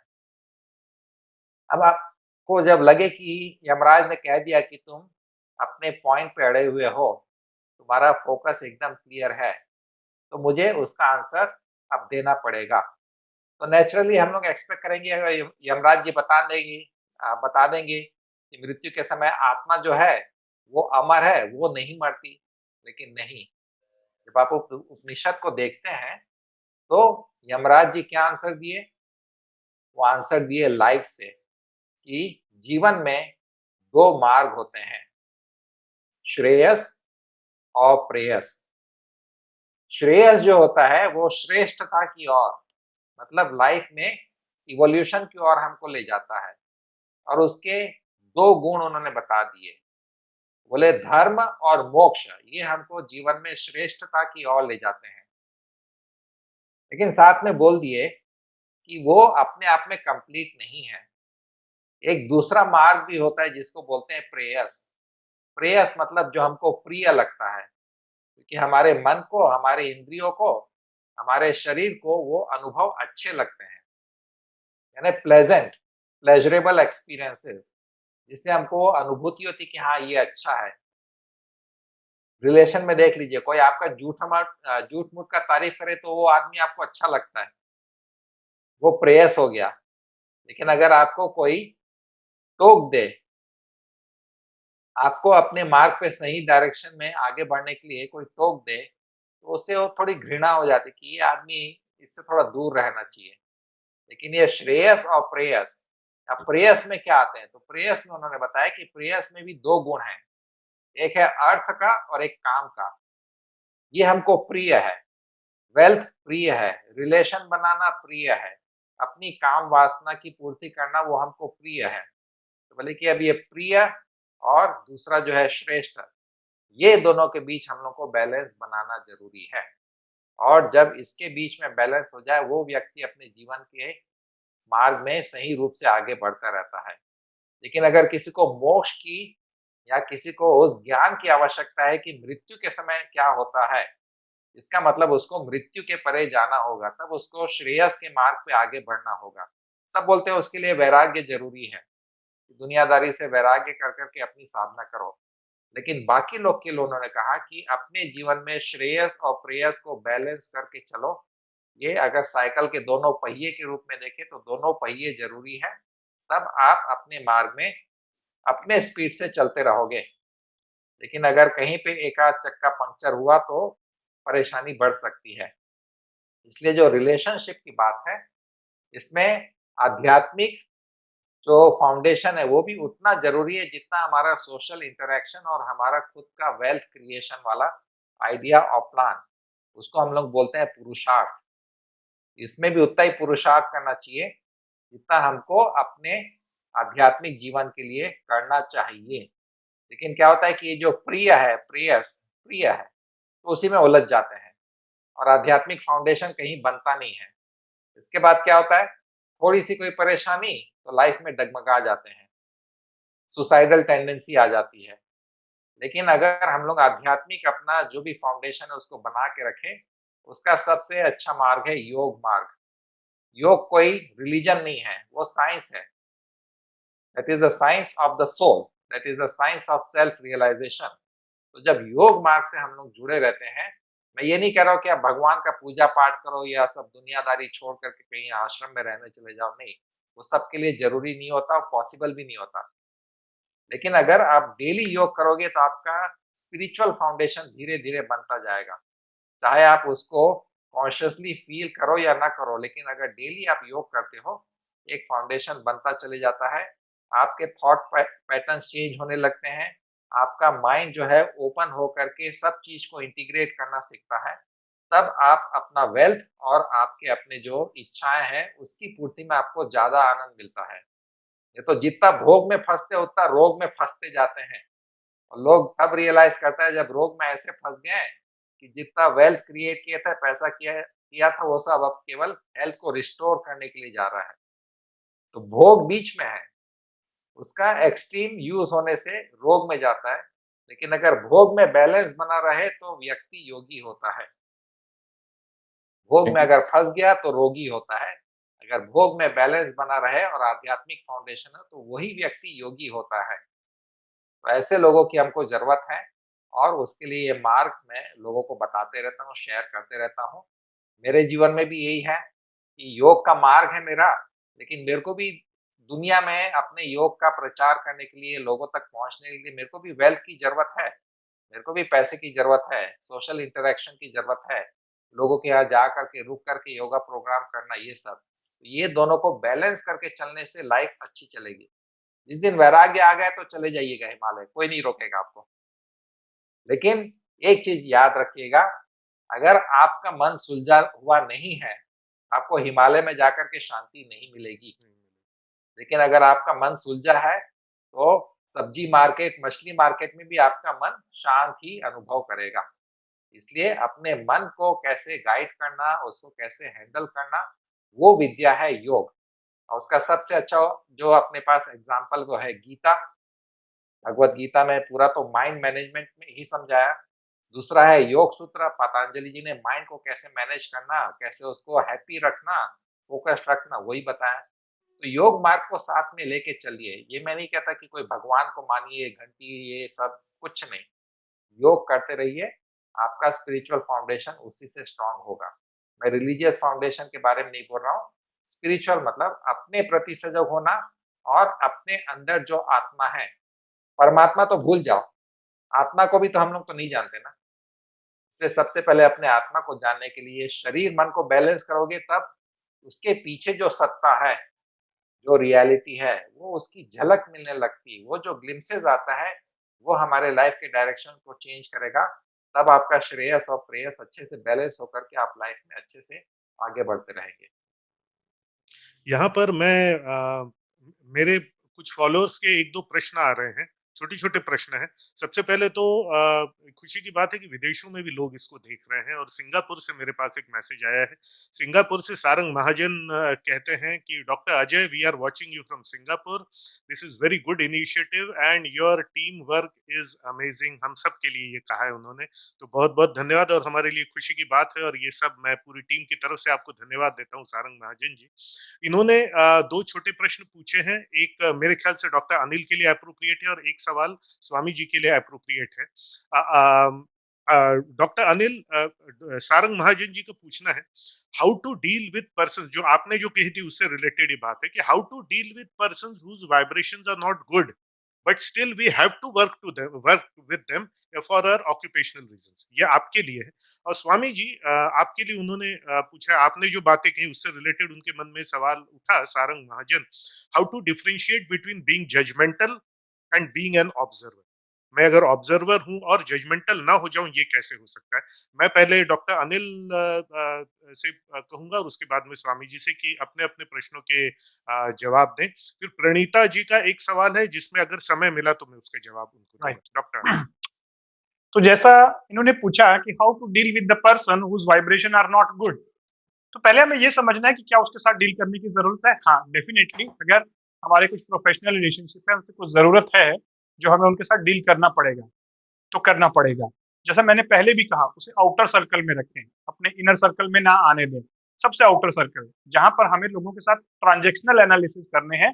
ट्रांजेक्शनल एनालिसिस मतलब किसी न किसी नीड को पूरा करने के लिए, चाहे वो मनी से रिलेटेड है, चाहे बिजनेस से रिलेटेड है, नेटवर्किंग से रिलेटेड है, और वहां पर प्योर प्रोफेशनल रिलेशनशिप रखें। उसके नेगेटिव वाइब्रेशंस आपके ऑरा में ना आए। पहले माइंड के द्वारा उसके साथ इस माइंडसेट के साथ मिले कि उसके अपने बिलीफ हैं, उसकी अपनी थॉट्स हैं, उसकी अपनी फिलॉसफी है, उसका मेरी फिलॉसफी पे, मेरे बिलीफ पे कोई असर नहीं होगा। दूसरा, जब उसके ऑरा में जा रहे हैं, तब आप अपने ऑरा को भी प्रोटेक्ट करके जाएं। जैसा कि मैं पीएनपी में बताता हूं, जो एनर्जी मेडिसिन की साइंस है, जब आप दो लोग आपस में मिलते हैं तो ऑरा में एनर्जी एक्सचेंज होता है। यानी जो हाई वाइब्रेशन पे होते हैं और जो लो वाइब्रेशन पे होते हैं, energy always move from high vibration, high level to low level. तो डेफिनेटली अगर आप लो लेवल से मिल रहे हैं तो आप डेसिपेटेड फील करेंगे, आपको लगेगा कि आपकी एनर्जी कोई सक करके ले गया है। तो ऐसे में आपको उनके मिलने के बाद अपने आप को चार्ज करना जरूरी है। वापस से कुछ देर बैठ के ध्यान करें और वायलेट कलर की एनर्जी के साथ अपने ऑरा को फिर से चार्ज करें, अपने चक्रास को फिर से चार्ज करें। क्योंकि आप कई बार देखे होंगे, डॉक्टर अजय शेष आप भी समझते हैं, जब आपके पास कुछ पेशेंट्स आते हैं, लाइक आज सुबह से आपने बहुत अच्छा मेडिटेशन किया, योग किया, अच्छा ब्रेकफास्ट किया और आप ऑफिस में गए, उसके बाद 10-15 लोग बहुत नेगेटिव पेशेंट्स या बहुत ही नेगेटिव साइकोलॉजी के पेशेंट्स आपके पास आ गए, तो आपको लगेगा कि यस, आज पूरा एकदम बेकार बेकार लग रहा है, डाउन फील कर रहे हैं। क्यों? क्योंकि उनका ऑरा बहुत ही नेगेटिव था, लो वाइब्रेशन पे थे और आप हाई पे थे और आपकी एनर्जी वहां ट्रांसफर हो गई। तो ऐसे में आपको उसके बाद उनसे डील करने के बाद कुछ देर के लिए मेडिटेशन करना बहुत जरूरी है और अपने ऑरा को स्ट्रॉन्ग करना जरूरी है। ये ऑरा, जब मैं स्वामी जी से बात करता हूँ तो स्वामी जी बताते हैं ये ऑरा होता है, आभा मंडल होता है। मैंने इसको मेडिकल साइंस से भी समझा, energy medicine, biofield. According to yoga philosophy, we are 5 layers, but according to quantum physics, we are 5 layers of energy vibrating at different frequencies. The first layer called as physical layer, that is vibration of lowest frequency, highest wavelength. That's why visible to our naked eyes. लेकिन जो rest 4 layer हैं, second layer है जो energy body होती है, जिसमें चक्र होते हैं और नाड़ियां होती हैं। थर्ड लेयर है माइंड, मेंटल, सब conscious mind, conscious mind. Fourth layer है आपकी इंटेलेक्ट और फिफ्थ लेयर है आपकी सोल। लेकिन क्वांटम फिजिक्स बताता है कि ये पांचों लेयर आपके बायोफील्ड्स होती हैं और बायोफील्ड्स के द्वारा भी हम इंटरेक्ट करते हैं एक दूसरे के साथ और एनर्जी एक्सचेंज करते हैं। जैसे हम बोलने से, बॉडी लैंग्वेज से कम्युनिकेशन करते हैं, वैसे ही भी एनर्जी एक्सचेंज भी होता है। तो डेफिनेटली उन ऐसे लोगों से मिलना जरूरी है, लेकिन मिलने के बाद उन्हें, पहली बात, उन्हें एक हाशिए पे रखें, उन्हें अपनी पर्सनल लाइफ में ना आने दें। क्योंकि अगर ये पर्सनल लाइफ में आ गए और आपके माइंड और बिलीफ को हैक कर लिया इन्होंने, तो आपके बिलीफ भी चेंज हो जाएंगे। यानी कि थर्ड लेयर में एंटर कर गए हैं ये। और अगर ये सेकंड लेयर में एंटर कर गए, जो करेंगे ही करेंगे चक्र और ऑरा के बायोफील्ड में, तो उसके बाद आपको अपनी ऑरा को क्लीन करना है, वाइपिस मेडिटेट करके अपने ऑरा को स्ट्रॉन्ग करना है। और जब आप इस तरीके से करेंगे तो डेफिनेटली नेगेटिव एनर्जी से बचे रह सकते हैं। एनर्जी मेडिसिन का एक कॉन्सेप्ट और बताता है कि डॉक्टर्स को तो अपने क्लिनिक को, अपने ओपीडी चैम्बर को बीच बीच में क्लीन करना चाहिए। वहां कुछ अच्छी म्यूजिक, वाइब्रेशन, एनर्जी लगा के रखनी चाहिए, कुछ अच्छे अरोमाज रखने चाहिए, प्लस मेडिटेशन खुद करना चाहिए। क्योंकि डॉक्टर सबसे ज्यादा नेगेटिव फ्रीक्वेंसीज के लोगों से मिलते हैं। जो डिजीज पर्सन है वो डेफिनेटली कहीं ना कहीं लो वाइब्रेशन पर है, लो एनर्जी स्टेटस में है। तो अपने डॉक्टर्स को और ज्यादा प्रोटेक्शन की जरूरत होती है, इसीलिए डॉक्टर सबसे ज्यादा स्ट्रेस रहते हैं। उनका ओपीडी और उनके ओटी में सबसे ज्यादा स्ट्रेस होता है। तो इस बात को समझने की जरूरत है कि हम एनर्जी बीइंग भी हैं और एनर्जी एक्सचेंज भी करते हैं। माइंड और एनर्जी दोनों को प्रोटेक्शन की जरूरत है। इसी से एब्सोल्युटली इसी से रिलेटेड प्रणीता जी ने एक सवाल पूछा, उसका मैं जवाब दे देता हूं क्योंकि आपने जो कहा उससे डायरेक्टली रिलेटेड है और फिर स्वामी जी तो जवाब देंगे। प्रणीता जी का कहना है कि आपने कहा मैं अपना खुद का सबसे बड़ा फैन हूं, ऐसी अवस्था में मैं सेल्फिशनेस की तरफ तो नहीं जा रहा हूं, ये मैं कैसे सोच सकता हूं? Now it's a brilliant question, absolutely brilliant. मेरा यही कहना है, मैं अपना सबसे बड़ा फैन हूं, इसका मतलब यह है कि मैं, मेरे को सेल्फ प्रिजर्व मैं करूंगा, दूसरों की एनर्जी से मैं अपने आप को अफेक्ट नहीं होने दूंगा। और अगर अफेक्ट हो गया तो भी अपने आप को क्लींस करके वापस उस अवस्था में लाऊंगा, क्योंकि मैं सोर्स ऑफ एनर्जी हूं बहुत सारे लोगों के लिए। जब एयरलाइंस में कहते हैं कि पहले अपना मास्क लगाओ और फिर दूसरे का, तो क्या वो सेल्फिश करने के सेल्फिशनेस है? नहीं, मैं खुद को प्रिजर्व करूंगा तब कईयों की मदद कर सकूंगा। राइट? अगर मैं खुद को प्रिजर्व नहीं किया तब मैं दूसरों पे, अगर मैं इमोशनली डिपेंडेंट हूं तो मेरी एनर्जी सक करने दूंगा लोगों को। तो जब मैं कह रहा हूं कि मैं मेरा सबसे बड़ा फैन हूं, इसका मतलब मैं अपने आप को प्रिजर्व करूंगा दूसरों की नेगेटिव एनर्जी से और अपने आप को एलिवेट करूंगा दूसरों की पॉजिटिव एनर्जी से। और जब मैं ऐसा रहूंगा, वो मैं सेल्फिश नहीं हूं, मैं सेल्फ प्रिजर्व कर रहा हूं क्योंकि मैं दुनिया के लिए बहुत कुछ करना चाहता हूं। अगर मैं दुनिया के लिए बहुत कुछ करना चाहता हूं तो मुझे खुद को प्रिजर्व करना अत्यंत आवश्यक है, और इसके लिए मुझे अपने आप का सबसे बड़ा फैन बनना अत्यंत आवश्यक है। This is actually self preservation makes me more selfless as compare to making me selfish. ये सेल्फिश नहीं है, ये सेल्फ प्रिजर्वेशन है। सेल्फिशनेस क्या होगा? अगर मैं अपने बेहतरी के लिए किसी का नुकसान कर दूं, वो सेल्फिश होगा। मैं किसी का नुकसान नहीं करता हूं, मेरे दिमाग में भी नहीं आता, पर मैं अपने आप को प्रिजर्व करूंगा, और उसके लिए अगर मैं अपना सबसे खुद का सबसे बड़ा फैन हूं तो मैं अपने आप को प्रिजर्व करके रखूंगा ताकि मैं कईयों का भला कर सकूं। ये प्रणीता जी के सवाल का जवाब है। Yes Swami ji, please. Observational और ऑब्जर्वर होते होते मैं जजमेंटल बनने से कैसे बचाऊं अपने आप को? सारंग महाजन जी का सवाल था। ये बहुत अच्छा क्वेश्चन है सारंग जी का, और इसमें मैं क्लासिकल फिलॉसफी में लेके चलता हूँ आपको। जो हम लोग का इंटरेक्शन रहता है वो 3 लेवल पे होता है, और ये बहुत इम्पोर्टेंट पॉइंट है क्योंकि हम लोग जो ऋषि परंपरा को मानते हैं, ऋषि को हम लोग बोलते हैं दृष्टा। दृष्टा मतलब विटनेस, वो देखते हैं। हम लोग बोलते हैं कि जैसे विश्वामित्र जी गायत्री मंत्र के दृष्टा है। अब मंत्र तो एक वाइब्रेशन है, तो हमको कहना चाहिए कि वो उन्होंने सुना, लेकिन हम कह रहे हैं कि उन्होंने देखा। तो ये सुनने और देखने में फर्क क्यों हो गया? क्योंकि ये जो मंत्र है ये केवल साउंड वाइब्रेशन नहीं है, उसके पीछे उसका एक फॉर्म होता है, वो ल्यूमिनस फॉर्म, दिव्य स्वरूप जो होता है वो देखते हैं। तो एक हो गया दृष्टा। दूसरा होता है कर्ता। कर्ता मतलब जो इन्वॉल्व हो रहा है। और तीसरा होता है भोक्ता, कि उसने इन्वॉल्व होकर के कुछ कर दिया तो उसका रिएक्शन आएगा, वो हो गया भोक्ता। तो दृष्टा, कर्ता और भोक्ता, ये 3 इंटरेक्शंस हमारे होते हैं। इसमें जो दृष्टा है वो नॉन इन्वॉल्वमेंट है, passive, looking at everything that is happening.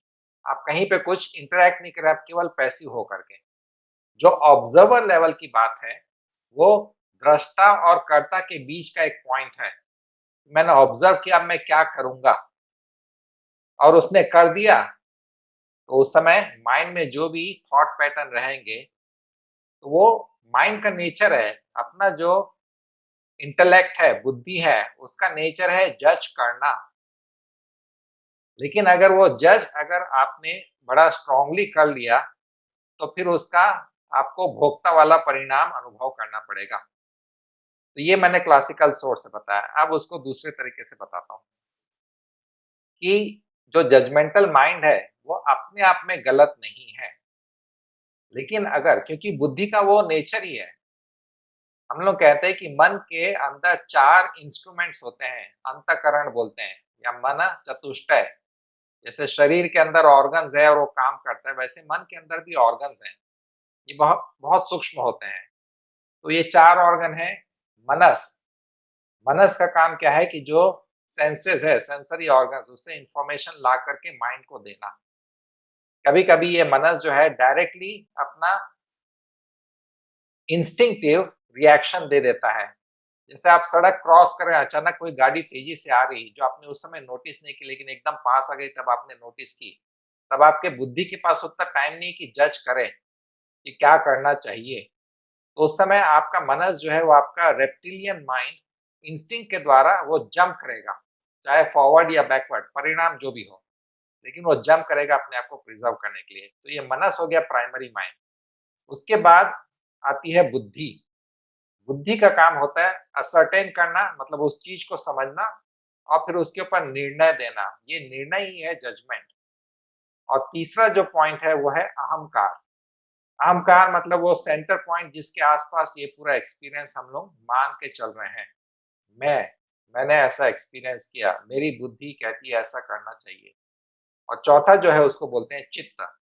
मनस, बुद्धि, चित्त और अहंकार। चित्त है memory field, personal individual memory field. आपकी मेमोरीज अलग है, मेरी मेमोरीज अलग है, क्योंकि ये इंडिविजुअल मेमोरी फील्ड अलग होती है सबकी। अब ये 4 इंस्ट्रूमेंट मिलकर के काम कर रहे हैं। आपने कुछ भी एक्सपीरियंस किया तो आपका जो ये इंटरनल ऑर्गन्स है उसमें बुद्धि काम करेगी। और बुद्धि का काम है कि चीज को समझ करके उस पर निर्णय देना, उसको जज करना। अब ये बुद्धि का काम जो जजमेंट है वो नेगेटिव तब होती है जब चाहे आप दूसरे का नुकसान करने जा रहे हैं या खुद का नुकसान करने जा रहे हैं, वो जजमेंट गलत होता है। नहीं तो अगर जजमेंट को हम लोग एज अ वर्ड गलत मान के चले तो जितने जज है उनके ऊपर एक ब्लैक स्पॉट आ जाएगा कि ये सब जजमेंटल है जज लोग। नहीं, वो सही गलत का निर्णय करके उससे एक अपना निर्णय हम लोग को दे रहे हैं जो समाज ने रूल बनाया उसके हिसाब से। लेकिन अगर कोई जज गलत निर्णय दे तब हम लोग उंगली उठाते कि ये जज ने गलत निर्णय दिया। इसलिए जजमेंटल होना गलत नहीं है, लेकिन जजमेंटल होकर के आप अपना या किसी और का नुकसान करने जा रहे हैं, वो जजमेंट गलत है। अपना नुकसान हम लोग क्या करते हैं कि किसी रिलेशन में, जैसे मैंने एक एग्जांपल दिया था, जो आपकी खूब तारीफ करते हैं, झूठ-मूठ का आपको बटरिंग करते हैं, वो आपको अच्छे लगते हैं जनरली लोगों को। अब वहाँ पे भी माइंड ने, इंटेलेक्ट ने जज किया, ये जो बोल रहा है मेरी तारीफ कर रहा है, उसने जज किया, लेकिन एंड रिजल्ट गलत आ सकता है। इसलिए वहाँ पे संभल करके चलना चाहिए। कबीर जी ने भी कहा था, कबीर जी ने कहा कि निंदक नियरे राखिए, आंगन कुटी छपाए। जो आपकी निंदा करते हो उसको अपने पास रखो, क्योंकि वो बिना साबुन के, बिना किसी उसके आपके मन को साफ करते रहते हैं। इसलिए जजमेंटल होना गलत नहीं है, लेकिन जजमेंटल होकर के अपना या दूसरे का नुकसान करना ये गलत है। अब दूसरा पॉइंट होता है ऑब्जर्वेशनल लेवल पे, कि आप ऑब्जर्व कर रहे हैं। ऑब्जर्वेशन से आप अगर इस तरफ आ गए कि आप केवल विटनेसिंग कर रहे हैं, कोई इंटरेक्शन नहीं, कोई पार्टिसिपेशन नहीं, कोई एंगेजमेंट नहीं, जो थॉट पैटर्न चल रहा है चलने दे रहे हैं, आप उस मूवी को देख रहे हैं, आप उसमें एंगेज नहीं हो रहे हैं, तो वो थॉट पैटर्न अपने से खत्म हो जाएंगे क्योंकि आप उसको एनर्जी नहीं दे रहे हैं। तब आपका जो रिलेशन रहेगा, चाहे आपके बॉस के साथ या किसी के साथ, वो न्यूट्रल बना रहेगा। लेकिन ऑब्जर्वेशन करके आप इस पॉइंट पे आगे जहाँ पे कर्ता के रूप में, कि अब मेरे को ये करना चाहिए, मेरे बॉस ने ऐसे कहा तो मेरे को ऐसा उसका जवाब देना चाहिए, तब वो कर्तापन का भाव जहाँ आएगा वहां जजमेंटल नेसेसरी है। तो ऑब्जर्वेशन पॉइंट के इस पार चले आए तो आप विटनेस, दृष्टा बन जाएंगे, और दृष्टा बन करके आप अपने आप को नेक्स्ट हायर लेवल पे ले जाते हैं। लेकिन जहां वो ऑब्जर्वेशन में आपको लगा कि ये गलत कर रहा है, मेरे को कुछ करना चाहिए, तो फिर वहां कर्तापन का भाव आने से फिर वो जजमेंटल होना नेचुरल, स्वाभाविक है, और वहां पे फंसने का चांसेस ज्यादा है। तो उस समय थोड़ा सा अगर आप रेगुलर मेडिटेशन कर रहे हैं तो आपको विटनेसिंग कॉन्शियसनेस जो है वो आपका ज्यादा एक्टिव रहेगा, और आपको जजमेंटल हुए बिना ही अपने प्रॉब्लम सॉल्व करने में हेल्प मिलेगी। Thank you sir. And last question मैं लेना चाहूंगा, क्योंकि हमारा जो समय है वो ऑलमोस्ट अपने लास्ट में आ चुका है। तो एक सब जगह से एक पॉइंट जो निकल के आया यहाँ पे सर, वो है रिलेशनशिप विद सेल्फ। आप तीनों लोगों की बातों में, हेल्थ, वेल्थ और हैप्पीनेस में, अगर मैं देखूं किसी भी रिलेशंस के अंदर देखूं, तो सबसे बड़ा मुद्दा जो और सबसे बड़ा सॉल्यूशन निकल के आया रिलेशनशिप विद सेल्फ। तो एक शॉर्ट आंसर मैं चाहूंगा इस पे सर, इस और आके फंस के ये टॉपिक निकल गया सर हर जगह। मैं चाहूंगा कि एक बार रिलेशनशिप विद सेल्फ पे एक शॉर्ट मैसेज आप तीनों की तरफ से अपने अपने तरीके से हो जाए सर। राइट। मैं लास्ट में इतना ही कहना चाहूंगा, खुद को खुश रखें। अगर आप खुद खुश हैं तब आप दूसरों को खुश रख पाएंगे। खुद को खुश रखने के लिए अपना एक अंदाज बनाएं और बहुत सारी चीजों को नजरअंदाज करें, और अपनी एक ट्राइब खुद की बनाएं, अपनी एक वाइब्स बनाएं, अपनी वाइब्रेशन हाई रखें, और अपनी वाइब्रेशन के अकॉर्डिंगली ही अपनी एक ट्राइब बनाएं। सबसे बड़ी बात, जैसे स्वामी जी ने कहा, रोगी और भोगी, रोगी भोगी, इन दोनों के बीच में निरोगी आता है। तो भोग से योग का रास्ता जो है वो बीच में निरोगी से गुजरता है। तो अगर आप भोगी हैं, सबसे पहले हमें निरोगी बनना है, निरोगी बनने के बाद योगी बन सकते हैं।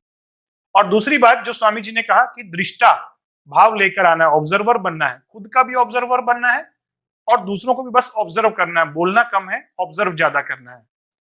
और जो मुझे समझ में आया मेरी पर्सनल लाइफ में, ये सारे जो इंटरेक्शन हम करते हैं दूसरों के साथ, किसी के साथ भी, ये माइंड है। एक मुंडी दूसरे मुंडी के साथ इंटरेक्ट करती है, that is relationship. Mind mind के साथ इंटरेक्ट करता है। लेकिन मेडिटेशन जब आप करते हैं तब आप अपने माइंड के बियॉन्ड फोर्थ और फिफ्थ लेयर यानी इंटेलेक्ट और सोल के साथ जुड़ते हैं। और जब आप माइंड करते हैं तो इस मेडिटेशन करते हैं तो आप माइंड की चिक चिक से परे अपनी इंटेलेक्ट की कॉन्शियसनेस के साथ, सोल की कॉन्शियसनेस के साथ और डिवाइन कॉन्शियसनेस के साथ जुड़ते हैं। तब आपको खुद एक समझ आती है कि मुझे क्या करना चाहिए, किसके साथ रिलेशनशिप बनाना चाहिए, मेरा खुद के साथ रिलेशन क्या होना चाहिए और दूसरों के साथ क्या होना चाहिए। Ultimate solution is the meditation. That's from my side. Right, मैं कह लूं अपनी बात? जी हाँ अजय जी। जी। ओके। आत्म दीपो भव, ये एक वाक्य जो है, जो मुझे जैसे जैसे मुझ में मैच्योरिटी और आती जा रही है, मुझे और भी बहुत गहराई से इसका समझ में आ रहा है, और मुझे ऐसा लग रहा है अभी इन इन दो शब्दों के बारे में और अभी कितना सीखना बाकी है। आत्म दीपो भव मतलब दो लेवल्स जो मुझे समझ में आए। नंबर वन, अपने आप को पहचानना कि मेरी लाइफ की कॉलिंग क्या है और मैं इस ये प्राणी जगत में ईश्वर ने क्या करने के लिए मुझे भेजा है। तो आत्म दीपक मतलब अपने आप को पहले समझना। दूसरा, दीपक मतलब अपना सॉल्यूशन, अपना रास्ता खुद बनाना, और इसीलिए सेल्फ प्रिजर्वेशन अत्यंत आवश्यक है। आत्म दीपो भव के भाव से मेरा बाकी सबके साथ में रिलेशन भी मुझे समझ में आ जाता है, क्योंकि जिंदगी तो दूसरों के साथ ही जीना है। जब मुझे मेरी क्लैरिटी आती है तो मुझे दूसरों की भी क्लैरिटी आती है। तो आत्म दीपो भव के भाव से मुझे मेरा उद्देश्य का पता हो। नंबर टू, मैं अपना दीपक स्वयं बनूं, तब जाकर के मैं असंख्य अन्य लोगों के लिए एक दीपक बन सकता हूँ, एक प्रेरणा बन सकता हूँ, और उनके लिए मैं सॉल्यूशंस सुझा सकता हूँ, जो मैं अपने मेडिकल फील्ड के माध्यम से और अपनी इस ट्रेनिंग फील्ड के माध्यम से करने का प्रयास कर रहा हूँ। सो अगेन, मेरा अंत में उद्देश्य यही रहेगा कि first, relationship with self. Number two, emotional attachment but no emotional dependence on anyone. और नंबर थ्री, जब ये समझ में आ जाएगा, आप दुनिया के लिए बहुत कुछ करके जा सकते हैं, अगर आप अपने आप को दूसरों की नेगेटिव एनर्जी से बचा करके रखते हैं, बल्कि अपनी पॉजिटिव एनर्जी से उनकी नेगेटिविटी को पॉजिटिविटी में कन्वर्ट करने की कोशिश करें। Thank you sir. Same question Swami sir से भी। Yes sir. मैसेज देने के पहले मैं थोड़ा उसका कंटेक्स्ट बना लूं। जी। ये एक उपनिषद है, बृहद अरण्यक उपनिषद। उसमें एक ऋषि है याज्ञवल्क्य जी। उनकी दो पत्नी थी, मैत्रेयी और कात्यायनी। तो एक समय ऐसा आता है कि वो उस जमाने में ऋषि मुनि लोग अपना आश्रम चलाते थे, जहाँ पे बहुत से बच्चे आकर के सीखते थे। फिर याज्ञवल्क्य जी को लगा कि अब मुझे इस सब चीज से वैराग्य हो रहा है, तो मैं ये छोड़ करके और अपना अंदर जंगल में जाकर के अपनी साधना करूं। उन्होंने कात्यायनी और मैत्रेयी को बुला करके कहा कि मैं ये आश्रम छोड़ करके जा रहा हूँ, और ये आश्रम अब आपके नाम, आप लोग इसको चलाओ। तो कात्यायनी ने कहा कि ठीक है, आप जंगल जा रहे हैं, वहां तो मैं आकर के खुश नहीं रहूंगी, मैं यहीं रहती हूँ। लेकिन मैत्रेयी ने कहा, और ये बहुत ही इंपॉर्टेंट संवाद है उपनिषदों का, कि ये सब प्रॉपर्टी जो आप छोड़ करके जा रहे हैं, इससे क्या मैं आनंद में रहूंगी? इससे क्या मैं अमर हो जाऊंगी? क्योंकि आप तो अपने आप को अमर करने के लिए जा रहे हैं, ताकि आप मोक्ष को प्राप्त कर सकें। तो याज्ञवल्क्य कहते हैं कि नहीं, तुम्हारा क्वेश्चन जो है वैलिड है, इससे तुमको आनंद और अमर होने का वो एक्सपीरियंस नहीं होगा। तब मैत्रेयी ने उनसे कुछ पूछा कि आप मेरे को ये बताइए कि आप मुझे प्रिय क्यों हैं, और मैं क्यों आपको फॉलो करना चाहती हूँ, मैं आपके साथ जंगल में आकर के रहूंगी। तो याज्ञवल्क्य जी जो कहते हैं वही मेरा मैसेज है। और वो दो तीन अलग अलग रिलेशन को लेकर के मेंशन करते हैं, मैं एक ही को लेकर के चलता हूँ। जैसे अजय जी ने कहा ना कि मैं अपना सबसे बड़ा नंबर वन फैन हूँ, और ये इम्पोर्टेंट पॉइंट है जो ये उपनिषदों में भी है। तो याज्ञवल्क्य जी कहते हैं कि किसी को अपनी पत्नी इसलिए प्रिय नहीं है कि वो उससे प्रेम करता है। बात ध्यान से समझिएगा, उसको अपनी पत्नी इसलिए प्रिय नहीं है क्योंकि वो उससे प्रेम कर सकता है, बल्कि इसलिए प्रिय है कि वो अपने स्वयं से प्रेम कर सके। इसलिए स्वयं को समझना, स्वयं को जानना, ये सबसे इम्पोर्टेंट पॉइंट है। और दूसरा एग्जाम्पल मैं देता हूँ, रमन्ना महर्षि जो साउथ इंडिया में रहते थे, तो उनके पास जब लोग जाते थे, उनसे सत्संग में क्वेश्चन पूछते थे कि आपके चेहरे पे जो आभा है, आपके जीवन में जो शांति है, हम लोग उसको कैसे प्राप्त करें? तो वो उनके सवाल के जवाब में खुद उनसे सवाल करते थे कि find the answer, who am I? इस बात की खोज करो कि मैं कौन हूँ? ये मैं कौन हूँ, ये साधारण सा क्वेश्चन नहीं है। इसमें आप अपना नाम, प्रोफ़ेशन और ये वो बता सकते हैं, वैसा वाला आंसर नहीं है इसका। इसका आंसर मेडिटेशन से मिलता है। जो अनिल जी ने सही कहा कि आपको आंसर जो मिलेगा मेडिटेशन से मिलेगा। क्वेश्चन जो मेन है वो है, मैं कौन हूँ? स्वयं को पहचानो, आपका बाकी सब डायमेंशन अपने आप बैलेंस होते चले जाएगा। जब आपकी आत्मशक्ति अंदर से जागृत होगी, तब आपको किसी से डरने की ज़रूरत नहीं है। इसलिए मेरा मैसेज है, स्वयं को जानो, फाइंड आउट हू एम आई? उस पे चिंतन करो, मेडिटेशन करो, आपकी लाइफ अच्छे से चारों पहिए पे फुल स्पीड अच्छे से दौड़ेगी।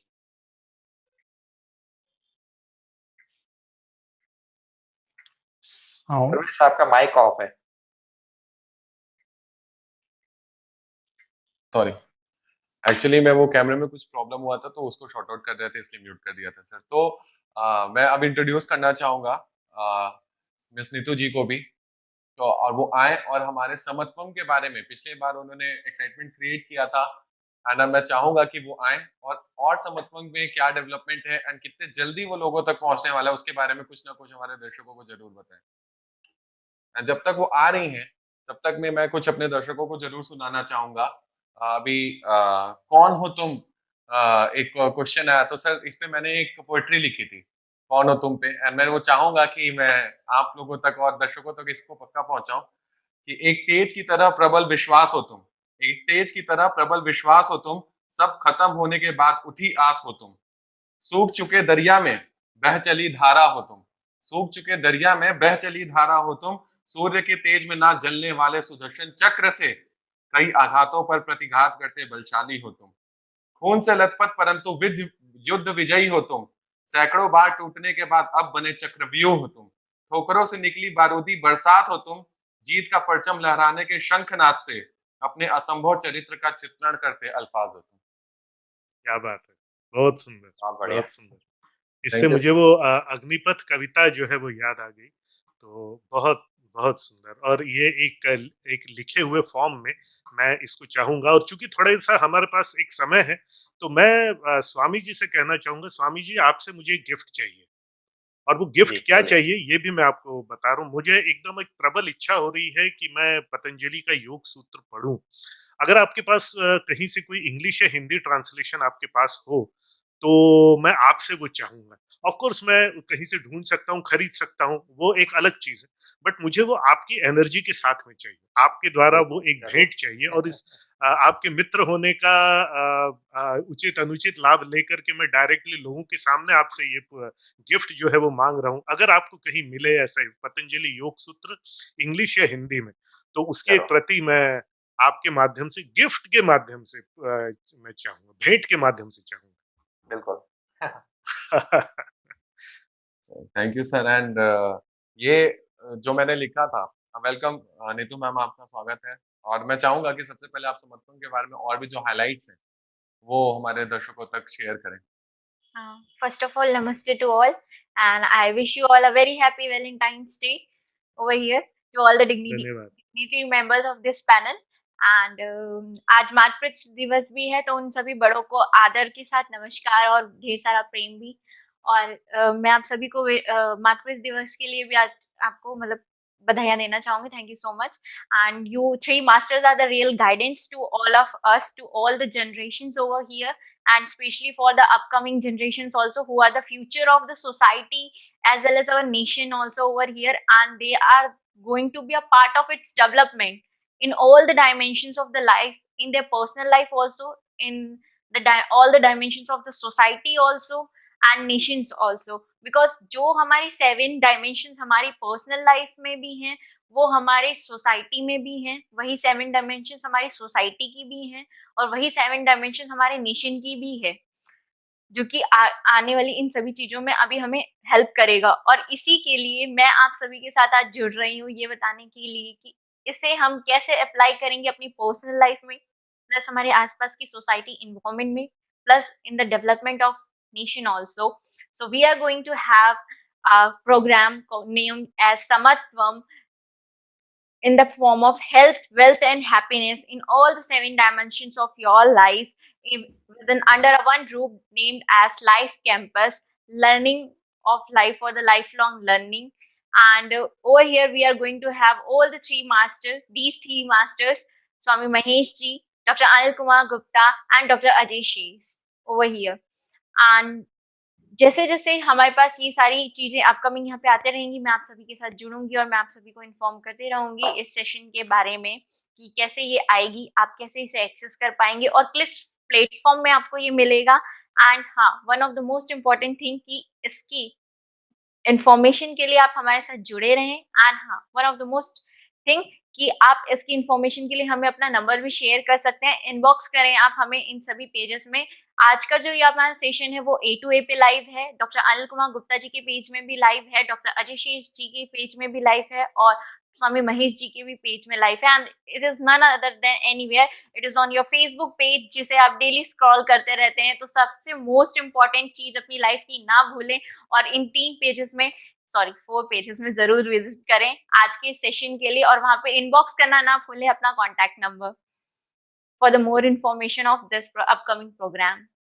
सो मैम मैं चाहूंगा कि अगर आपके पास वो समत्वम का पोस्टर हो जो पिछली बार आपने दिखाया था, वो या बहुत ही खूबसूरत पोस्टर आपने दिखाया था। मैं चाहता हूँ अगर अगर वो आप फिर से मेरे दर्शकों को एक बार दिखा सकें।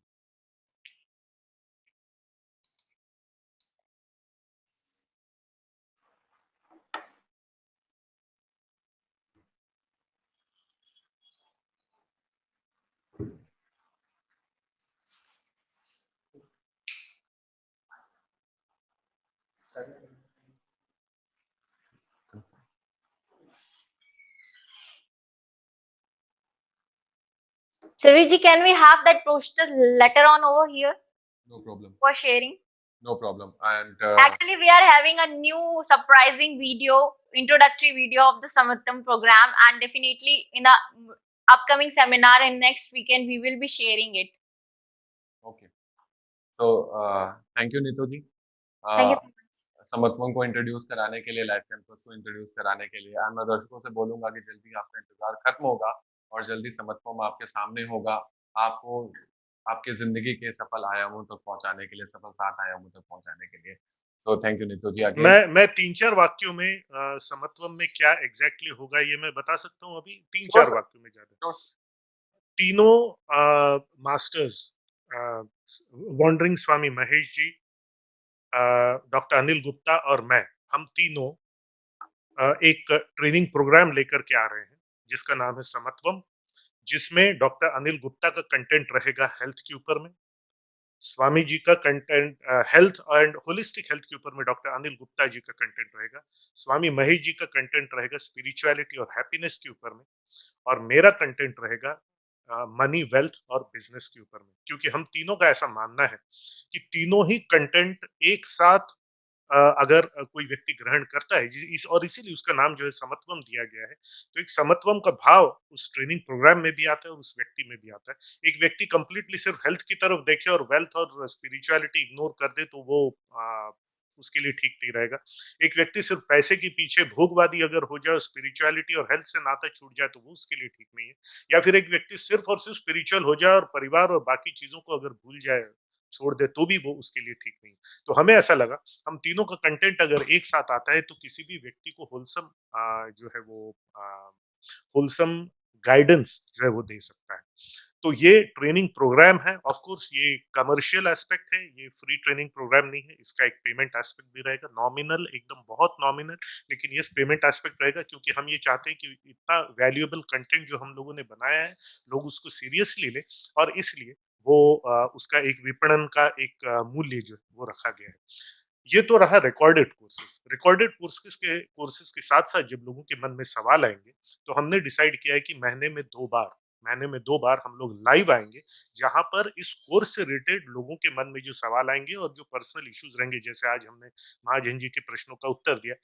अब महीने में 2 बार हम लोग लाइव आएंगे जो कि डेट्स पहले से डिसाइडेड रहेंगी और लोगों का सपोर्ट सिस्टम बनेंगे, लोगों के सवालों के जवाब देंगे, ताकि रिकॉर्डेड और लाइव सेशंस का समत्वम का भाव यहाँ पर भी लोगों को एक होलसम ट्रेनिंग और गाइडेंस प्रदान करेगा।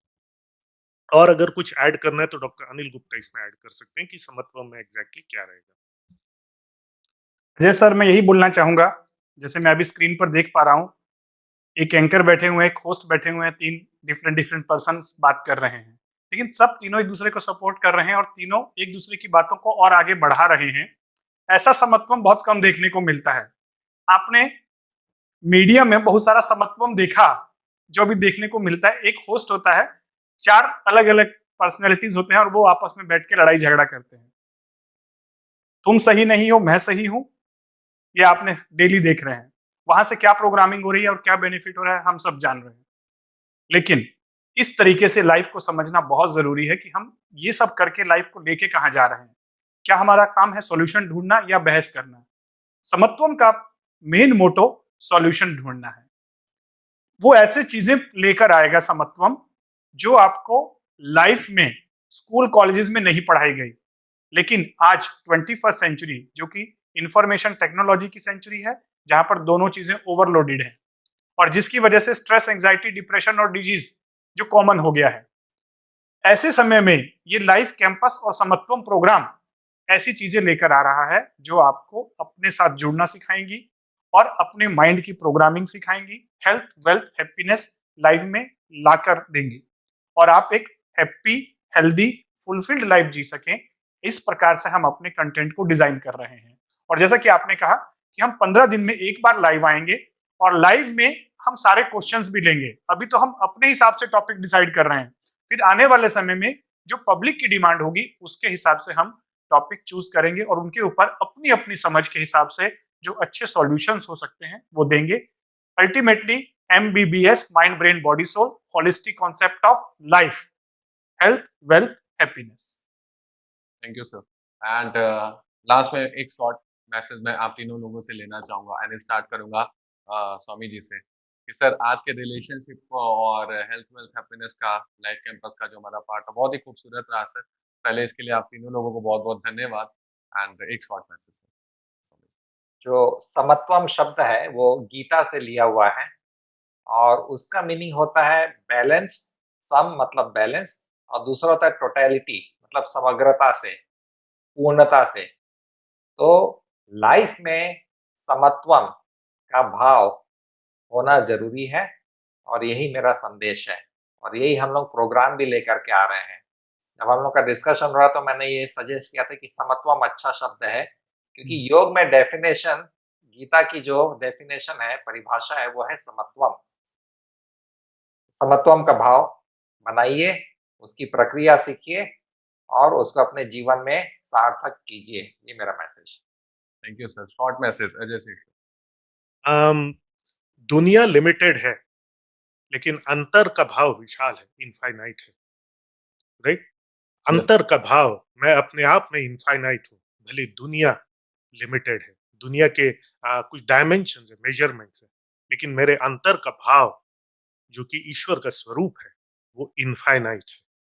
मेरा कहने का मतलब है हम जनरली इनफाइनाइट से फाइनाइट की तरफ जाते हैं, जबकि अंततः होना ये चाहिए कि हम फाइनाइट से इनफाइनाइट की तरफ आए। इनफाइनाइट में से वो जो एनर्जी निकलेगी वो फाइनाइट को अफेक्ट करे। ये हम अपने जीवन में भी जिए और किस प्रकार से हमारे अंदर की इन्फिनिटी बाहर की दुनिया को बेहतर कर सकती है, ये अपने अपने तरीके से हम लोग लेकर के आ रहे हैं। तो मैं लोगों से गुजारिश करूंगा कि ये जो समत्वम का जो ट्रेनिंग प्रोग्राम आ रहा है इसमें जरूर भाग लें और इसका अधिकतम लाभ लें, ताकि आपके आपके अंदर की इन इन इनफाइनाइटनेस, इन्फिनिटी, बाहर की फाइनाइटनेस को positively. Thank you sir. And again Anil sir, short message. बस लास्ट में इतना ही कहना चाहूंगा, खुद पर विश्वास, खुदा का साथ, हर मंजिल आएगी तेरे पास। दोनों के साथ जुड़े रहें, खुद के साथ और उस खुदा के साथ, और खुद को खुद का खुदा बना लें। बस इतना सा रहे, सब कुछ होगा। थैंक यू तीनों मास्टर्स को बहुत बहुत धन्यवाद हमारे सेशन में आने के लिए। और दर्शकों को बोलना चाहूंगा बहुत बहुत धन्यवाद जो आप अलग अलग जगह से हमारे साथ जुड़े और क्वेश्चन पूछा, और आगाज ए टू आगाज से अंजाम की तरफ से और लाइफ कैंपस की तरफ से मैं अपने दर्शकों को एक बात जरूर बोलना चाहूंगा कि आज मुझे बोलने का मन कर रहा है कि सीखेंगे, सिखाएंगे, तस्वीर बदल के दिखाएंगे। So thank you to everyone, and मिलते हैं नेक्स्ट एपिसोड में बहुत जल्दी। Thank you.